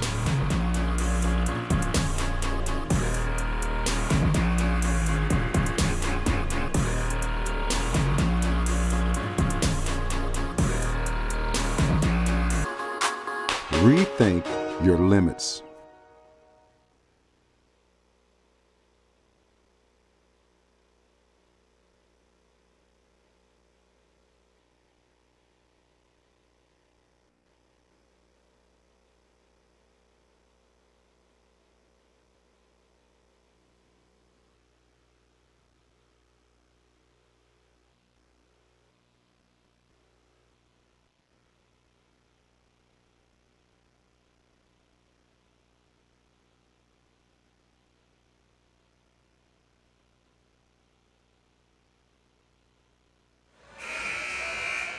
The Trojans' ineptitude offensively in the second half is the reason they trail by 3 right now. They are 0 of 5 from the floor to start the second half. Indiana Wesleyan just 3 of 7 with one made 3-point basket, but they're on an 8-0 run with 15:53 to go here in the second half. 5 fouls against the Trojans already as Smith will get it in on the baseline to our left. He'll float it all the way up top to Seth Maxwell, who comes and gives big brother Evan a breather. Trevor Wade has come in for IWU. He replaces Coffey. Wade had a team-high 15 in the first half. Mangus, right side circle, guarded by McLeod, who came in for Taylor. Smith attacking from the right side, got to the free throw line, up top to the cutting Okafor. Then back to Smith. Down the lane he goes with 10. Miranda got his hand in there. Smith trying to go up and under on Crow. Off-balance shot, no. No one boxes out Trevor Waite, who steps outside. He'll pitch it into Mangus, left block. Bodying with McLeod, reverse layup, good, and it's a 10-0 Indiana Wesleyan run to start this second half. 8 for Mangus after having just 3 in the opening 20 minutes. 5-point lead for the Wildcats. This lead here in the second half, their first one after Taylor led from start to stop in the first half. They've yet to get a shot off. They have given up the first 10 here of the second. Handoff Robinson Hagelin. Miranda, deep three ball. That one from way outside. His second bucket, his second three, and he hit that one over Mangus. Big hoop for the Trojans. They're on the board finally here in the second half, and they draw to within 2. Wait to Mangus, trying to shake away from McLeod. Long 2, and he bangs that one in from 19 feet. Good defense there by McLeod. Had a hand right in Mangus's face, but he had a tough jump shot, and that's just what he does. Last year's Crossroads League Player of the Year, the first freshman to ever earn that honor in league history. Pushes that Iowa lead back to 4 at 55-51. Miranda, right sideline. Robinson trying to get going after being quiet in the first half with just 6. Hagelin turns over Smith. Might have been blocked, and Waite is there for the miss for Indiana Wesleyan. Smith out and galloping near side. Robinson waits for a mirror of the arc. Bounce past Mangus. Open 3 try. No, he's missed every 3-point try he's tried tonight. Smith back into the bulleting Mangus. Far sideline. Waite open 3 is good for Indiana Wesleyan. Mangus 0 of 5 from 3, but Trevor Waite is 4 of 5, and he's got 18 points. And that ignites the Indiana Wesleyan crowd to our left. They've taken a game-high 7-point lead at 58-51. Left sideline, Crow, 13:50 remaining in half 2. Hagelin tried to hand it off to Crow. Waite almost knocked it away. Crow turns around and saves it off the midsection of Waite. It bounces into the front row and stays with Taylor. Seth Maxwell out, Evan Maxwell back in. The Trojans bring back in Jason Hubbard and C.J. Pena, replacing their two of their 3 seniors, Evan Crow and Jake Hagelin. TU has been outscored 15-3 so far in this second half, after leading by 10 in half 1. Miranda has the only bucket of the second half. He'll try another one there, and that one is right in the grill of Kyle Mangus. So Vincent Miranda with back-to-back threes. He's got all 6 points of the half for Taylor, and they're back to within 4. So Miranda starting to cook a little bit here in the second half. Mangus right sideline, whips one up top to Waite. Smith down low. Maxwell got away from Pena, who was fronting, and Maxwell dunked it. 14 for Evan Maxwell, and the Trojans' deficit goes back to 6 at 60-54. Still early on here in half 2, just 7 minutes in. But that slow start for the Trojans as they got outscored 10-0 to start. They've been playing behind ever since the ball got dealt in to start this second half. Robinson is yet to score here in the second half. Crossing back over to his left hand. Maxwell cutting him off. Low bounce pass, 15-foot Jay McLeod. Nope. Hubbard tried to get on the fingertips. It goes to the far sideline, and Trevor Waite has it for Indiana Wesleyan. Trying to draw fouls. He gallops an imaginary horse up the right sideline. Maxwell will spin it to Okafor left side high. Past the right side Maxwell screen. Mangus fakes a 3. Trying to drive on Pena. Got up. Made it in with a right hand. Mangus with 12-9 here in the second half. He's got 9 of their 19. And Taylor down by 8, their biggest deficit here tonight. They've been outscored 19-6 to start this second half off. Robinson around a Pena screen. CJ swings it to Miranda. He's got the only 6 points for Taylor here in the second half. Tried to rip through Mangus, who tapped the ball away. Thankfully for Taylor, Pena was able to gather the loose ball off the floor. Robinson around the Pena screen. Could not shake Okafor. Robinson attacks. Ball knocked away from behind, out of bounds. It'll stay here with Taylor. IWU head coach, 14th head man year, Greg Tonigal screaming that it went off of Robinson's right leg. Evan Crow returns for Taylor to replace the aforementioned Robinson for TU. 7 to shoot for the Trojans. They've got the ball, but they trail by 8. Almost 8 minutes into this second half. And Isaiah Payton, a late sub to the scores table for Indiana Wesleyan. He'll give Okafor a breather. He's got 6 points and 4 assists for Indiana Wesleyan. And another sub comes back in. This is Kanan Coffey to replace Grant Smith. So Smith playing much better here in the second half. He's actually played more minutes than he did in the first, playing just 4:03. He's played almost all 8 minutes here in the second half so far. Miranda up top, Pena with 6 to shoot. Evan Maxwell guards him. Handoff Miranda, 2 threes and a half already. Cannot make it 3. He fell down, and the Taylor fans now scream at the officials looking for a foul against Miranda. That will not come. Still an 8-point Taylor deficit. Here's Waite up top to make it a double-figure Indiana Wesleyan lead, but his 3-point shot rims short. Just his second miss from 3-point distance. Tonight he's 4 of 6 from downtown. 11:45 to go in the second half. Taylor with the ball, down 8. Miranda stops. Here's Pena faking to his right, going to his left. He goes up and under around Maxwell and banks it in with a right hand. And C.J. Pena has just tied a career high with 20 points. Second 20-point game of the stellar freshman's young career. He brings Taylor to within 6. Back to Mangus, left block they go. Double team comes out to Waite, who had Hubbard doubling, and Waite makes him pay by rattling in a 3. New career high for Trevor Waite. His first 20-point game of his career, he's got 21. His old career high was 16, and Taylor down by a game high 9, 62-56. Off-ball foul called. It'll be against someone in red. The freshman Isaiah Payton, that's his first, and the first one against Indiana Wesleyan here in this second half. Taylor shot 51% from the floor in the first half. They're below 50 for the game here. They've been outscored 22-8 here in the second half. And another late sub comes in from Indiana Wesleyan. They'll bring in Seth Maxwell to spell Mangus, and Taylor will counter by bringing in Jake Hegeland. He will replace Jason Hubbard. So it's the Maxwell brothers, Evan and Seth. Evan the senior, Seth the freshman. Evan at 6'10", Seth no slouch at 7 feet. Isaiah Payton, the freshman, Waite, the senior, and Coffey, the junior, out there for Indiana Wesleyan. Crow, left side high, defended by Coffey. Left-hand dribble by Crow, trying to bully his way in. Pivots, fakes away, and hits a mid-post left jump shot. 12 for Evan Crow, one of the best games of his season so far. And Taylor could really use a defensive stop here, down by 7 now. Crow guards Coffey left side. Coffey claps and gets it back. Seth Maxwell, right side. They go now right block from Waite to Big Maxwell. Holding it over his head, Pena comes a double. Outside Seth Maxwell measuring a 3 and rattling that one in from the right corner. First 3 by Seth Maxwell tonight. The 8th one of the evening for Indiana Wesleyan, and Seth Maxwell shoots him at 46%. So after Taylor had every answer in the opening half, Iwu comes back with answers here, and they now lead by 10. Their first double-figure lead of the night with 10-24 and counting in the second half. Crow stops, pivots, looking for help. Hands off to the cunning Pena, lost the ball out of bounds. It goes off the foot of C.J. Pena, as he almost could have been called for an offensive foul against Kanan Coffey as he ran him over. Robinson back in for Taylor, replacing James McLeod. So it's Waite, the Maxwell brothers, Coffey, and Payton, the 5 out there for Indiana Wesleyan. The Trojans counter with Crow, Miranda, Robinson, Hegeland, and Pena. Now Hubbard will come in to replace Miranda for TU. 10:18 to go second half. Indiana Wesleyan leading by 10, 68-58. They've outscored Taylor 25-10 here in this second half. The Trojans led by 10 in the opening half. This 10-point lead for Indiana Wesleyan, their largest of the night so far. The Wildcats have defeated Taylor 15 straight times. The Taylor last win came on Valentine's Day of 2012. Goes through Seth Maxwell's hands, finds big brother Evan's hands on the left wing. Payton, up top, Evan Maxwell fakes and hands off to Coffey. 9 to shoot, long 3-ball good from Kanan Coffey.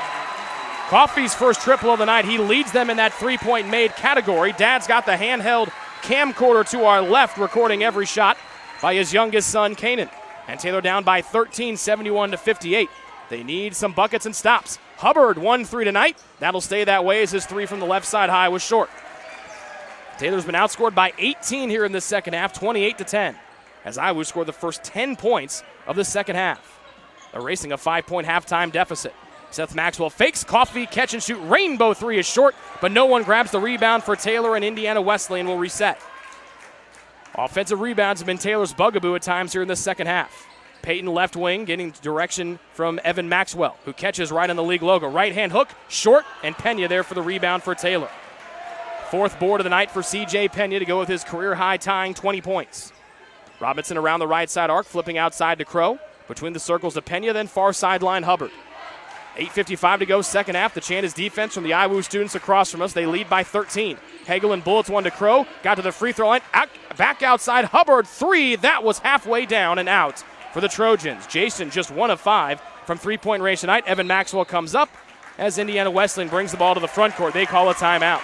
8:40 remaining here in the second half. Number 5 Indiana Wesleyan has outscored Taylor 28-10 here in the second half. They lead by 13 points right now, 71-58, and they call a full timeout with 8:40 to go in regulation here on the Trojan Sports Network. What limits you? Too small, too old, insecure, broken. You have no limits.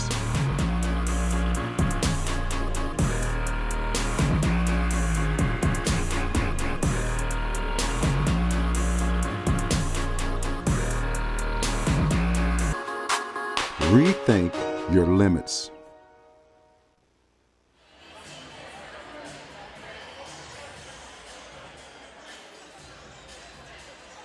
Indiana Wesleyan has more than doubled their 3-point output here in the second half. They've made 5. They made just 4 in the first half. The Trojans made 7 in the first half. They made just 2.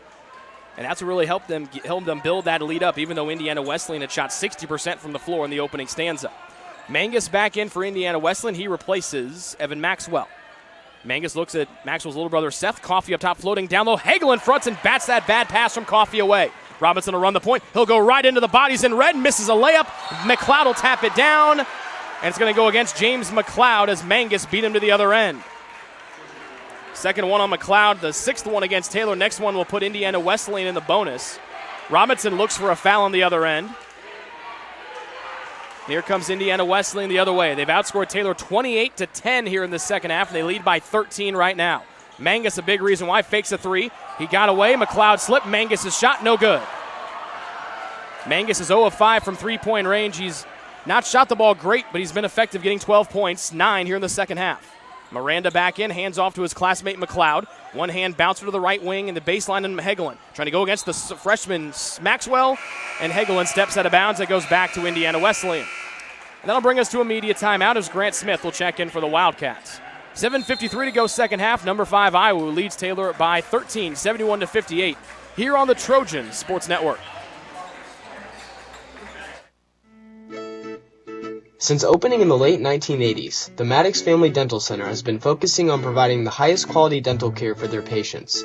Children to adults can receive a full-service treatment to meet their dental needs. The Maddox Family Dental Center has 2 locations in Hartford City and Dunkirk and always welcomes new patients.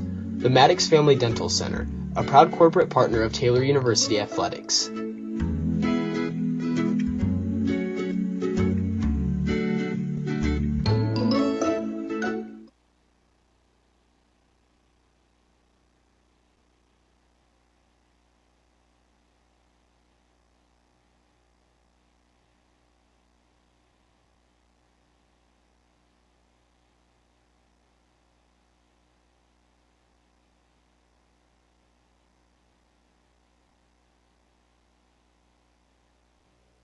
The Taylor University campus store, with their innovative textbook butler delivery service and name brand Taylor apparel and gifts, supports the Trojans year-round. The campus store, powered by Tree of Life Books, is a proud corporate partner of TU Athletics. It's easy to find something to show off someone's TU pride with 2 campus locations. Indiana Wesleyan shooting 53% from the floor here in the second half. Taylor at just 27%. The Wildcats scored the first 10 points of the second half, and they've outscored Taylor 28-10. And they lead by 13 right now with 7:53 to go here in our second half. After their 19-game win streak against Goshen was snapped on Saturday, their 15-game win streak right now over Taylor is the longest one that Indiana Wesleyan has over a current opponent. Okafor back in for the Wildcats along with Smith. They join Waite, Evan Maxwell, and Mangus for the fun on the floor. They go down to Maxwell, and an offensive foul against Evan Maxwell for shielding Jake Hagelin away. First one on the elder Maxwell, just the second one against Indiana Wesleyan here in the second half. C.J. Pena returns for TU, replacing Hagelin. Robinson still no points here in the second half as he'll bring the ball from the front court to the back court. He's 0 of 3 shooting with just 6 points, again all coming in the first half of play. Pena left side high. Evan Maxwell guards him. Off-ball foul against whom? Looks to be someone in red. It'll go against Trevor Waite. That's his second. Waite's been the stud of the night. A career-high 21 points for Indiana Wesleyan on 5 made threes. The 5 made triples also a career high as well. And Robinson will get it in to the right of the hoop on the baseline to our right. He'll take the handoff from McLeod, far sideline, turn the corner, hesitate, goes in, fakes and fades away and hits a 2-point shot from the paint. Taylor to within 11, down 71-60 with 7:20 and counting here in the second half. Okafor between the circles to Waite, Miranda defending. Low pass to the knees that Smith is able to gather in. He sets a right side screen for Mangus, then falls down. Okafor, far side of the arc. Robinson giving him space, knowing Okafor's not a deadly three-point shooter. Waite cuts, pass was behind him, able to get it back, lost it, out of bounds, saves it between his legs, but he stepped on the far sideline, and the ball will go back to Taylor. 7:01 to go second half. Turnover number 11 by Indiana Wesleyan tonight. The Trojans have turned it over 9 times, 5 here in the second half. Taylor from left to right and White. Robinson around the Pena screen, back to him, will not let the 3 ball go. And CJ gives it off to the near side, and Miranda with Mangus guarding him. Right side high, Pena. Taylor with the ball down 11. Back to Crow, left-hand drive, got to the paint, spin, trying to go up and under, fade away from 8, hit the front rim and just dances off. And no one's there except Grant Smith for the rebound for Indiana Wesleyan. He goes accelerating and hits the brakes, pass to the baseline, and Okafor did not watch that bounce pass in there. Okafor had space on the baseline, but then lost the ball at his knees. It goes out of bounds. That's back-to-back turnovers by Indiana Wesleyan after Grant Smith went wheeling to the front court. It looked like Indiana Wesleyan had an opportunity to tie their game-high lead of 13. Instead, it remains at 11. Taylor shoots on the basket to our right. They wear white. Indiana Wesleyan defends man-to-man in red. Miranda takes the handoff from McLeod, works it out near the volleyball line. We'll pass it off to Pena, who hands it off back to Miranda. Trying to turn on Mangus, goes in, threw up a circus shot. It was missed, but they'll get Mangus for the foul on the floor. That's his first and the fourth one against Indiana Wesleyan. Taylor has yet to take a free throw here in the second half. Indiana Wesleyan has taken just one. The two teams have combined to take just 8 free throws all night. Iowa has made 4. Taylor has made 3. Bad inbounds pass. Smith back taps it away. Weight up the floor. Mangus outruns everybody for a right-hand shot. Smith fell down. Mangus said, I'll just clean that up for you, buddy, and go in for a layup. Back to a 13-point lead for Indiana Wesleyan. Mangus with 11 of his 14 here in the second half. Left sideline Crow between the circles. Pena. Fake to pass to his right. Trying to shimmy away from Maxwell. Pull up free throw line. That one just short. And hauled in there by Kyle Mangus of Indiana Wesleyan. To the far sideline, Okafor, 5:45 to go second half. Spin from Okafor off the high glass, but that was too strong as he had a pretty pirouette. That was denied on a bad shot. Robinson trying to go end-to-end, and Mangus will ride him out and get called for his second foul. Second one on Mangus, fifth one against Indiana Wesleyan. And Taylor, after finding their offensive rhythm in the first half and making 7 threes, have not been able to find anything from deep here in the second half. They have just 2 makes from beyond the arc. They've been outscored 30-12 here in the second half, and they trail by 13 with about 5.5 minutes to go before the end of this one. So hoops and stops are what Taylor needs right now. Miranda, beautiful crossover. Maxwell switches on a screen. Miranda goes in, couldn't go, got away with the travel, then whips it up top to the volleyball line, and Robinson. 10 to shoot for Ryan with Okafor defending. Right side screen, Pena. Robinson takes, pulls up 3 on the way. No long. Pena had it knocked away from him. Last touched by someone wearing white. And that one will go back to Indiana Wesleyan. Ryan made his first 3 of the night. He's missed his last 4 in a row. And Greg Tonigal, the last year's Crossroads League Coach of the Year, takes a full timeout for Indiana Wesleyan. They'll have the ball out of the timeout. They lead by a game-high tying 13 points over Taylor with 5:14 remaining here in the second half, here on the Trojan Sports Network. The Taylor University campus store, with their innovative textbook butler delivery service and name-brand Taylor apparel and gifts, supports the Trojans year-round. The campus store, powered by Tree of Life Books, is a proud corporate partner of TU Athletics. It's easy to find something to show off someone's TU pride with 2 campus locations, one in the Dome and one in the campus center near the food court. The store is also open 24/7 at TaylorCampusStore.com.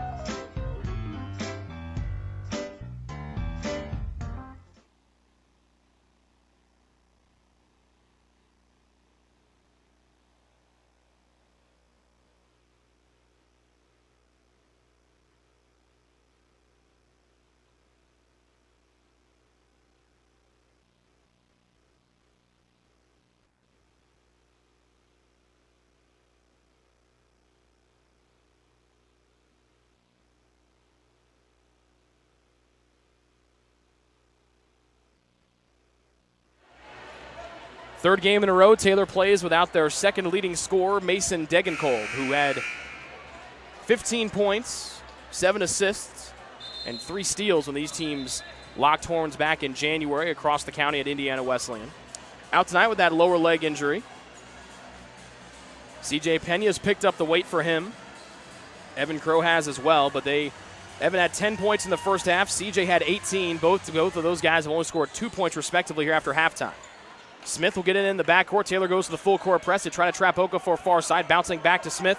And that 6'6 frame can run the point. Kicks weak side. Mangus has missed 5 threes in a row, and that changes as he finally hits a 3 from the left wing. 17 for Kyle Mangus, their leading scorer. 14 here in the second half. And Taylor down by a game-high 16 out of the full timeout called by Indiana Wesleyan. The Trojans have been outscored 33-12 here in the second half. Crow goes in, Waite falls down, and Crow will bank it in from the left block. 14 for Evan Crow, just his second bucket here in the second half. And it makes the IWU lead 76-62 with 4:38 remaining in regulation. And now Indiana Wesleyan will take the air out of the ball and run some clock here with that 14-point lead. Bounce pass, Maxwell left block. This is Evan Maxwell. Pena grabs him from behind with the right hand. That's the best CJ can do, as he is 4 inches shorter and 45 pounds lighter than the senior Evan Maxwell. It's CJ's 4th. He'll check out. And that puts Indiana Wesleyan in the bonus. 7th foul against Taylor in the half. Pena and McLeod out. Hegeland and Hubbard back in for the Trojans. And Maxwell goes to the line. He comes in shooting just 66% from the free throw line this year, but he was 5 of 7 in the loss at Goshen Saturday. This is his first free throw of the night. His first one rattles in good. 15 for him, 6 here in the second half. But Trevor Waite went nuts, 15 in the first half, 21 so far in the game. That's a new career high for him. It's also the first 20-point game of his career. And Maxwell's second free throw rattles in. Evan Maxwell with 16 points. And he's one of 3 Indiana Wesleyan Wildcats in double figures. Miranda, 3, up, no. His leg got extended, he fell down and could not get a foul call as Mangus collided with him. 78-62, the Indiana Wesleyan lead. 4:10 to go here in the second half. Time dwindling here as IWU will just empty some clock. Waite fakes a 3. Far sideline, Mangus open, and he hits his second one in a row. Mangus with 20, 17 here in the second half as he's right at about his average, 2 points below that. And just like he did to Taylor in January, he has become unguardable here in the second half. Robinson misses a 3 from the right wing. And here comes IWU the other way on the Waite miss. 5 misses in a row from downtown by the sharpshooter Ryan Robinson. Taylor down 81-62. 3:38 to go in regulation. It's their biggest deficit tonight. They've been outscored 35-14 here in the second half. Make it 38-14, excuse me. Foul on Hubbard, his 4th, 8th one against Taylor, and free throws coming for Grant Smith of Indiana Wesleyan. Taylor will look back at that 10-0 run that IWU used to start this half off. As Taylor missed their first 5 shots from the floor, and that is where this game got away from them. They were never able to stop the bleeding. There'll be a full timeout taken by Taylor. 3:34 to go second half. Number 5 Indiana Wesleyan leads Taylor 81-62 here on the Trojan Sports Network. Ivanhoe's has been serving Taylor students since 1965 when Ivan and Carol Slane purchased the restaurant. Located on Main Street, Ivanhoe's is less than a mile from the Taylor campus and is open 7 days a week. The menu features choices for lunch, dinner, as well as 100 different milkshakes and sundaes. Customers can find other dessert items as well. The staff is proud to support Taylor University and appreciates the support of Ivanhoe's through the years.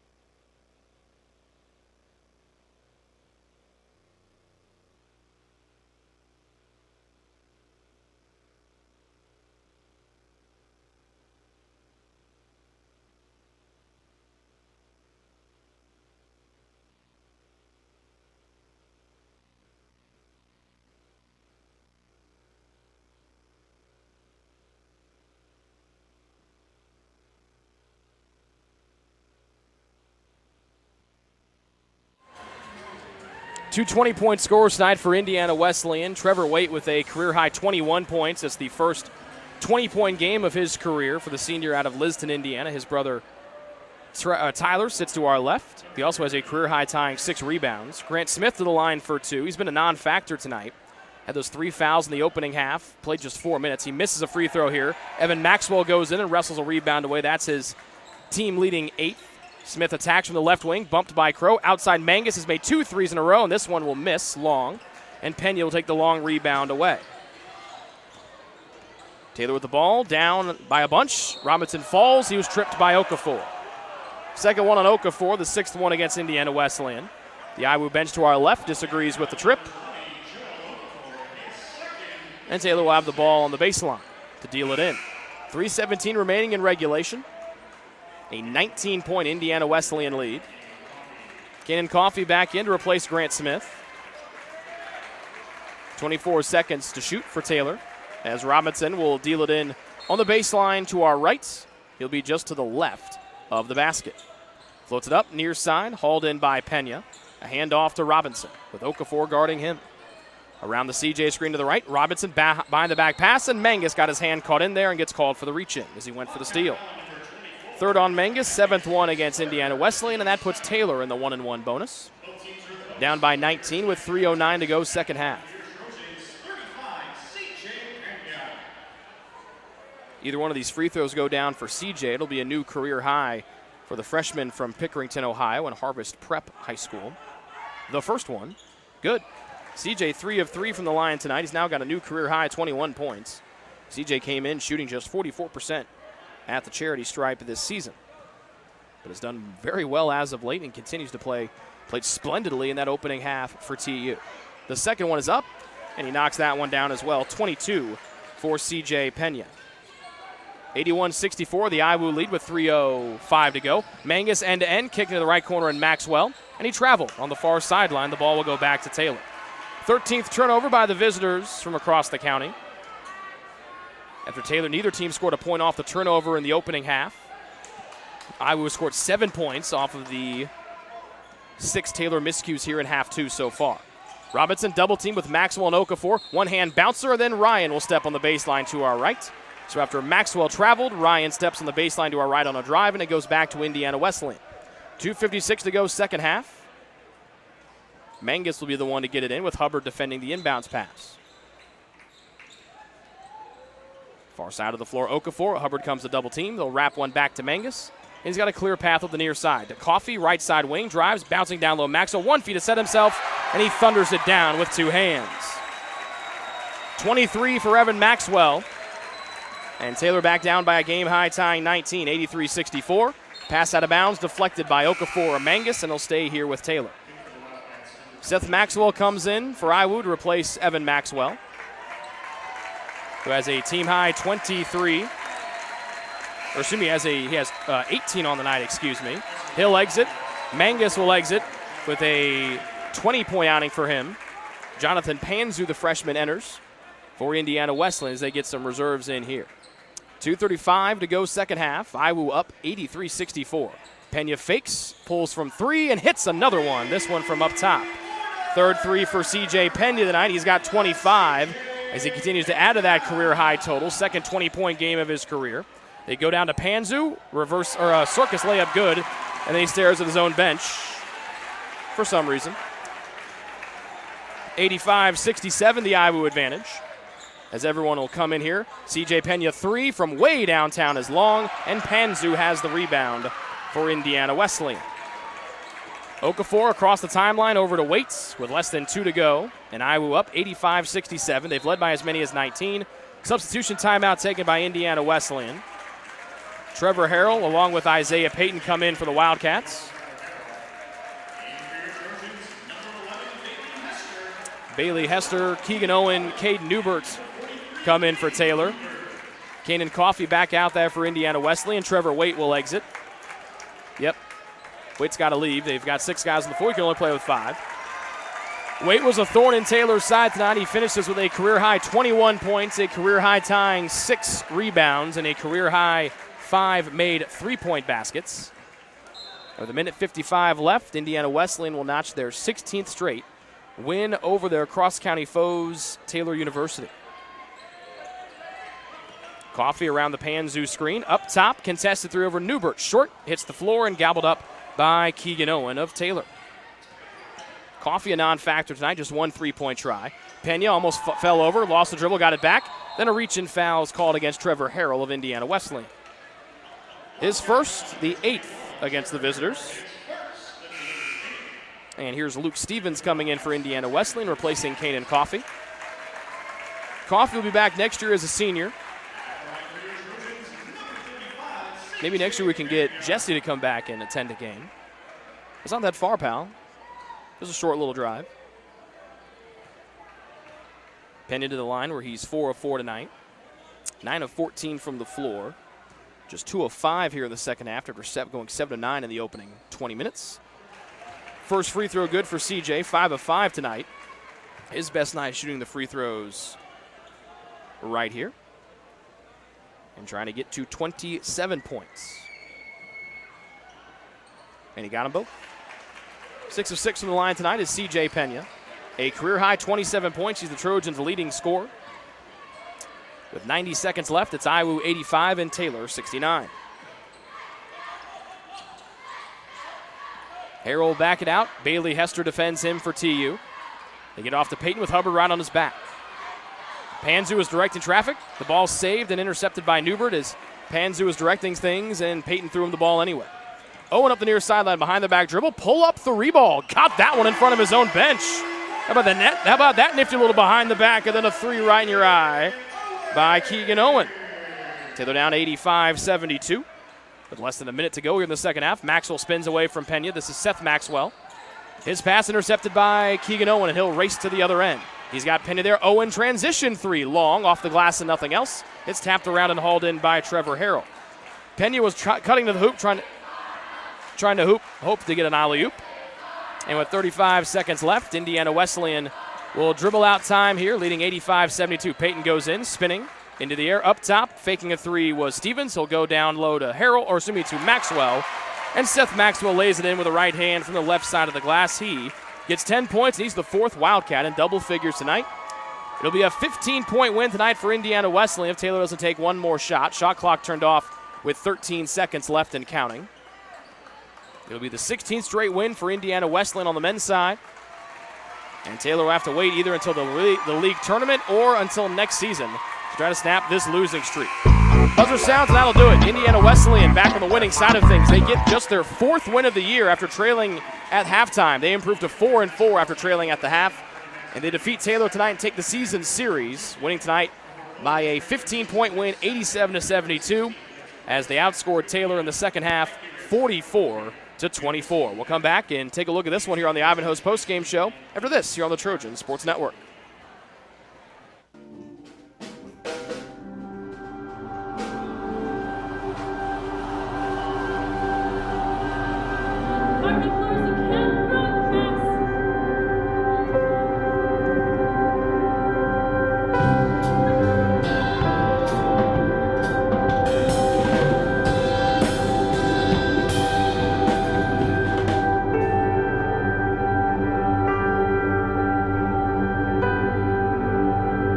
Play that old song. You really want her to play it. That's what's really going to evoke the memory. You got to have the music that you listeners to listen to.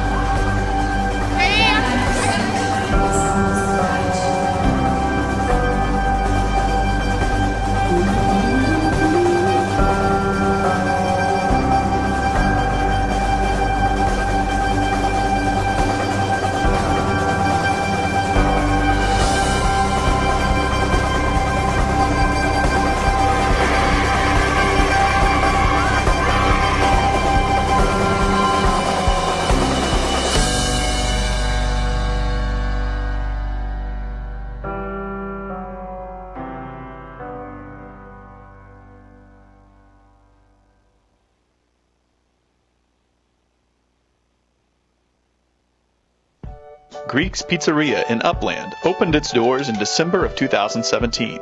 Over the years, there have been more than 140 Greeks opened across the country, with 24 Indiana locations. When it comes to pizza, Greeks offers customers the option to create their own pizza or to try one of Greek's specialized pizzas. Greeks uses fresh, homemade, hand-tossed dough, Greek's Italian sauce, select blended cheeses, gourmet toppings, and the same method of preparation since the first restaurant opened in 1969. The kitchen can also whip up a sandwich served on fresh French-style bread, or it can put that sandwich into a pizza shell wrap. Customers can also add breadsticks or French-style bread as a side item. Greeks also offers a selection of salads and assorted dressings as well. Greeks is located just off Main Street in Upland and is a proud supporter of Taylor University Athletics. Greek's Pizzeria. It's our taste.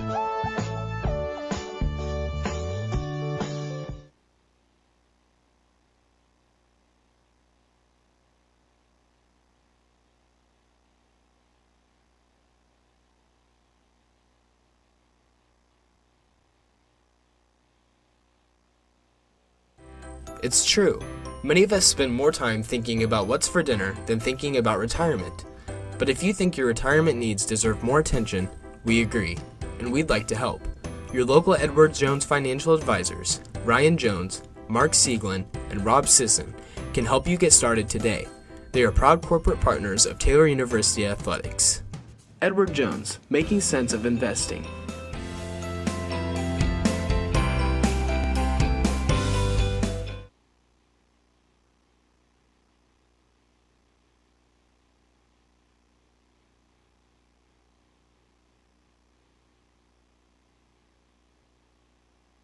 Your heart, well, your heart is everything to you and your body, and its favorite place to be is home. Marion General Hospital has been named a nationally accredited chest pain center, which is the highest accomplishment in cardiovascular care. We are proud to provide our community with a team of cardiac experts throughout MGH, from our ambulance and emergency room to our cardiovascular departments, in partnership with our experienced local cardiologists and interventional cardiologists from St. Vincent's Medical Group. The same level of cardiovascular expertise in bigger cities at larger hospitals is available right here. Everyone has their expertise. At MGH, our expertise is your heart, bringing the best in the nation home to you. Your heart is in the right place at MGH. The decision you're making is about so much more than where you'll spend the next 4 years. It's about how you'll live the next 40. So let me break down the Taylor University experience. We integrate faith and learning to become well-rounded, lifelong learners, while delivering a deeper knowledge of our specific areas of study. Whether you're producing award-winning films, building satellites for NASA, or preparing for a national ethics debate, Taylor will push you to excel in your field. But excellence isn't always about having the right answers. Sometimes it's about asking the right questions. Taylor is interdenominational. That means we can't always fall back on specific church doctrine to settle issues. We rely on scripture and the dynamic nature of iron sharpening iron to better know the God who's not afraid of our question. Much of this happens in the small town of Upland, Indiana, the place where Taylor does life together. But don't let this small town fool you. The schedule is packed with things to do, and through these activities, faculty, staff, and students become more than individuals occupying the same address. They become a community. But this community isn't limited to the campus. We travel, boy do we travel. We are ranked as one of the top 10 schools in the country for overseas experiences. But it isn't just about the going. It's about the sharing of those experiences and being challenged by those who come to Upland as their international experience. Taylor is one of a few Christian colleges that expects all students to have a relationship with Jesus Christ. Now, this doesn't mean Taylor is a Christian Disneyland full of cardboard cutout perfection. Taylor is full of real people with real problems, and living together can get kind of messy. But in that mess, we take Jesus' call from John 13 seriously. We practice picking up our towel and dealing with the mess in each other's lives. We're not here just to follow the rules for 4 years. Instead, we hope to learn to live authentic lives, calling each other to lives of meaning. Every day, our focus remains on the 40, not just the 4. We'd love to show you more about Taylor. Come visit, sit in on a class, go to chapel, spend a night in a residence hall. Experience the difference for yourself.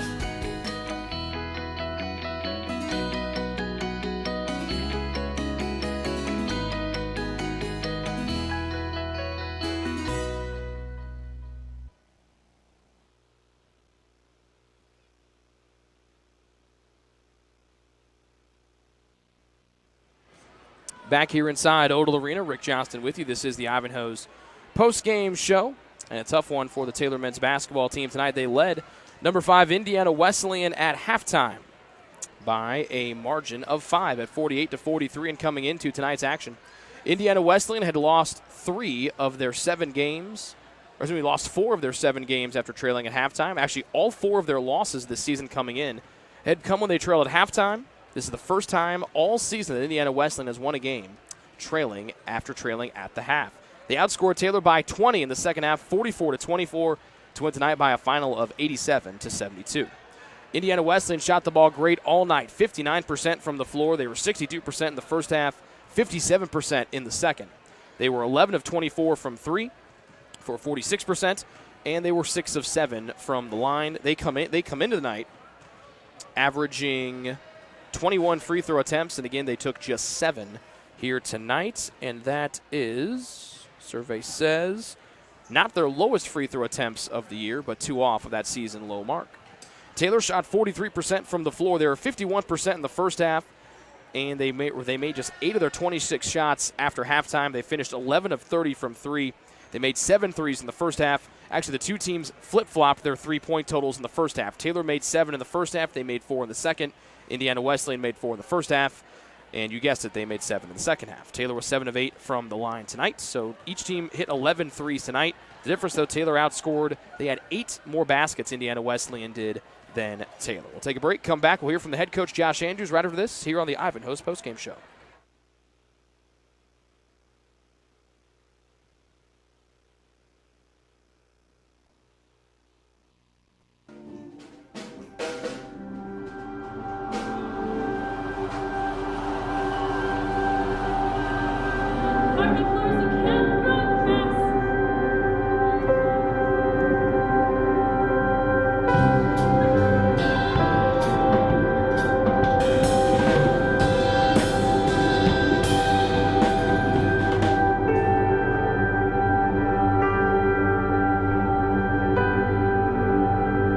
Play that old song. You really want her to play it. That's what's really going to evoke memory. You got to have the music that you listeners to listen to.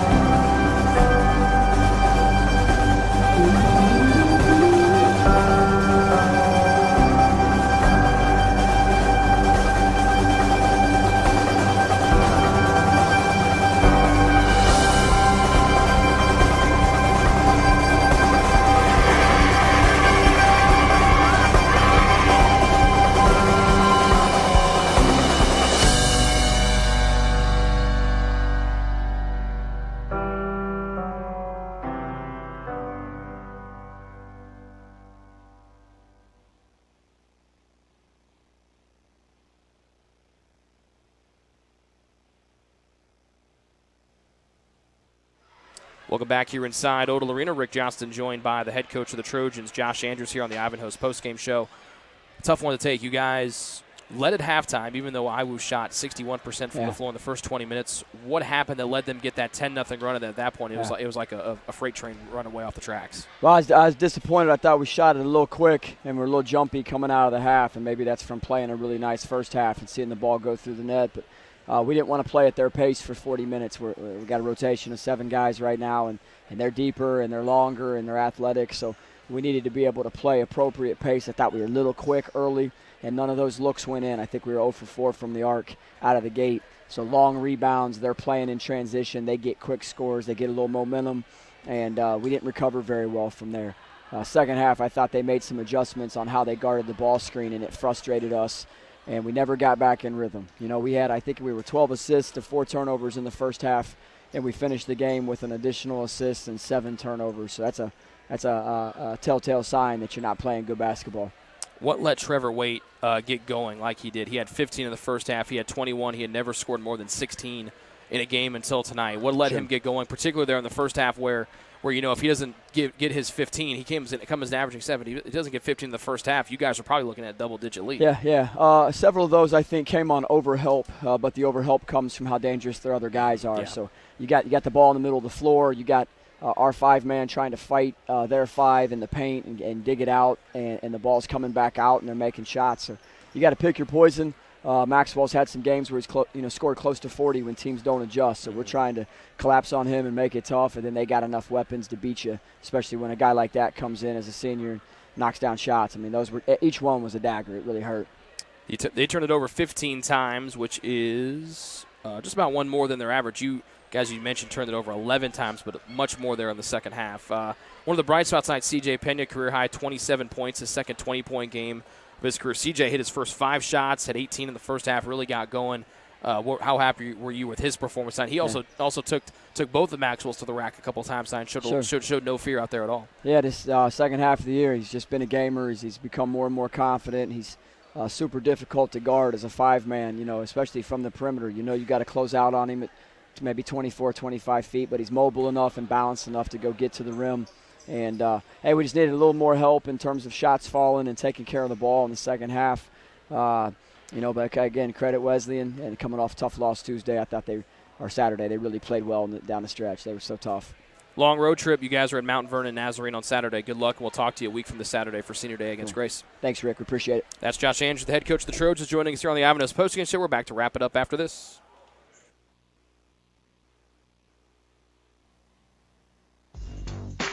Join the Trojan Club today and support Taylor student-athletes 12 months a year. The Trojan Club has 6 different levels of membership for you to choose from. You can join for as low as $100, all the way up to the athletic director level for $1,500. Each level receives premiums, complimentary season tickets, as well as gifts from the athletic department.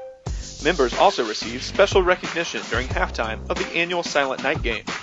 In recent years, members have helped supply the funds for a sports information position, purchasing equipment for teams and the athletic training staff, and providing broadcasts of Trojan athletics, like the one you're enjoying right now. With the support of alumni and friends, the Taylor combination of spiritual growth, outstanding academics, and a highly competitive intercollegiate athletic program can continue. To join, call 765-998-5311 or log on to athletics.taylor.edu and search Trojan Club. The Trojan Club, supporting Taylor University's student-athletes.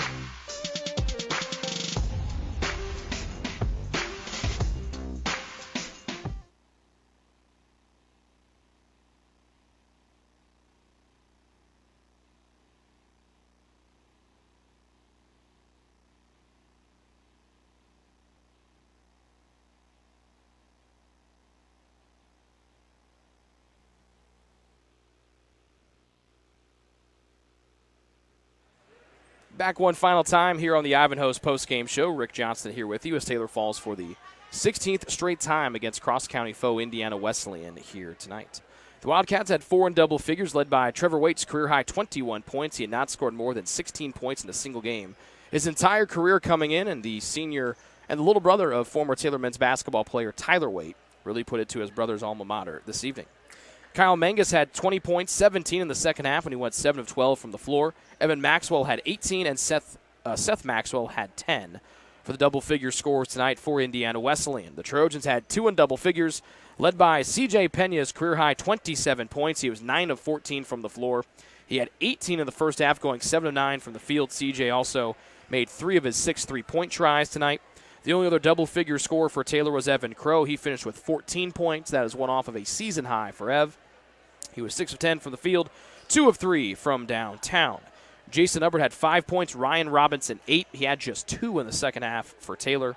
Vincent Miranda had 9, all on 3-point baskets. He had 2 threes that looked to bring Taylor maybe a little bit of life there in the second half, but the Trojans fell behind 10, or as I would score the first 10 points of that second half. The Trojans were down 53-48.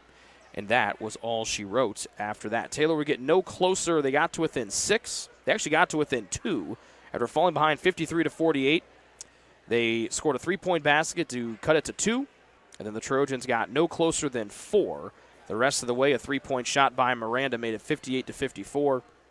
And that would be as close as Taylor would get on the evening. Other ones who scored for Taylor tonight, Keegan Owen hit a 3 in the second half. Jake Hagelin had 4 all in the first half. And James McLeod had 2. Again, his scoring was in the first half as well. Other scores from around the Crossroads League tonight. 2 teams are playing tomorrow. Those are St. Francis and Grace. Taylor will have their eyes set on that Grace game because with the loss tonight, Grace now moves to within, I believe it is, they moved to within 2.5 games of Taylor for the 8th and final Crossroads League tournament spot. Huntington won big tonight, so that puts Taylor a game back for 7th place. Huntington defeated Goshen 75-51. The other big game tonight, Mount Vernon gives Spring Arbor just their second league loss of the year. Mount Vernon whoops up on Spring Arbor in Michigan as the Cougars of Mount Vernon defeat the Cougars of SAU 79-59. Just went up there and beat Spring Arbor around like a drum. So Mount Vernon Nazarene now 11-4 on the year. They keep pace with Indiana Wesleyan. They're a game back of the Wildcats for second. And with the win tonight, Indiana Wesleyan now a game back of Spring Arbor for first place in the Crossroads League standings. So a tough one for the Trojans tonight. They fall to 11-16 on the year. They've now lost 5 games in a row overall, 16 straight, to cross-county foe Indiana Wesleyan. Special thanks to Michaela for her work time. Special thanks and welcome back to Hannah Goebel. Hannah missed us in the fall. She was out living the charmed life out in Los Angeles and La La Land with all the movie stars. Hannah was a movie star herself. We're glad to have her back.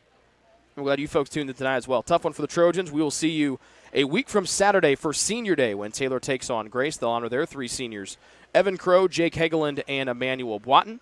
We have one more game this week. That's when the Taylor women's basketball team, the newly minted 8th-ranked team in the land, takes on Indiana Wesleyan tomorrow as the Trojans go for the season sweep over the Wildcats. That game will tip off tomorrow here at 7:30, and you can find it right here on the Trojan Sports Network. Once again, our final score from inside Odell Arena, number 5 Indiana Wesleyan defeats Taylor for a 16th time in a row. They outscore the Trojans 44-24 after halftime and win tonight by 15, 87-72. This has been a presentation of Taylor men's basketball here on the Trojan Sports Network. Good night from Upland, Indiana.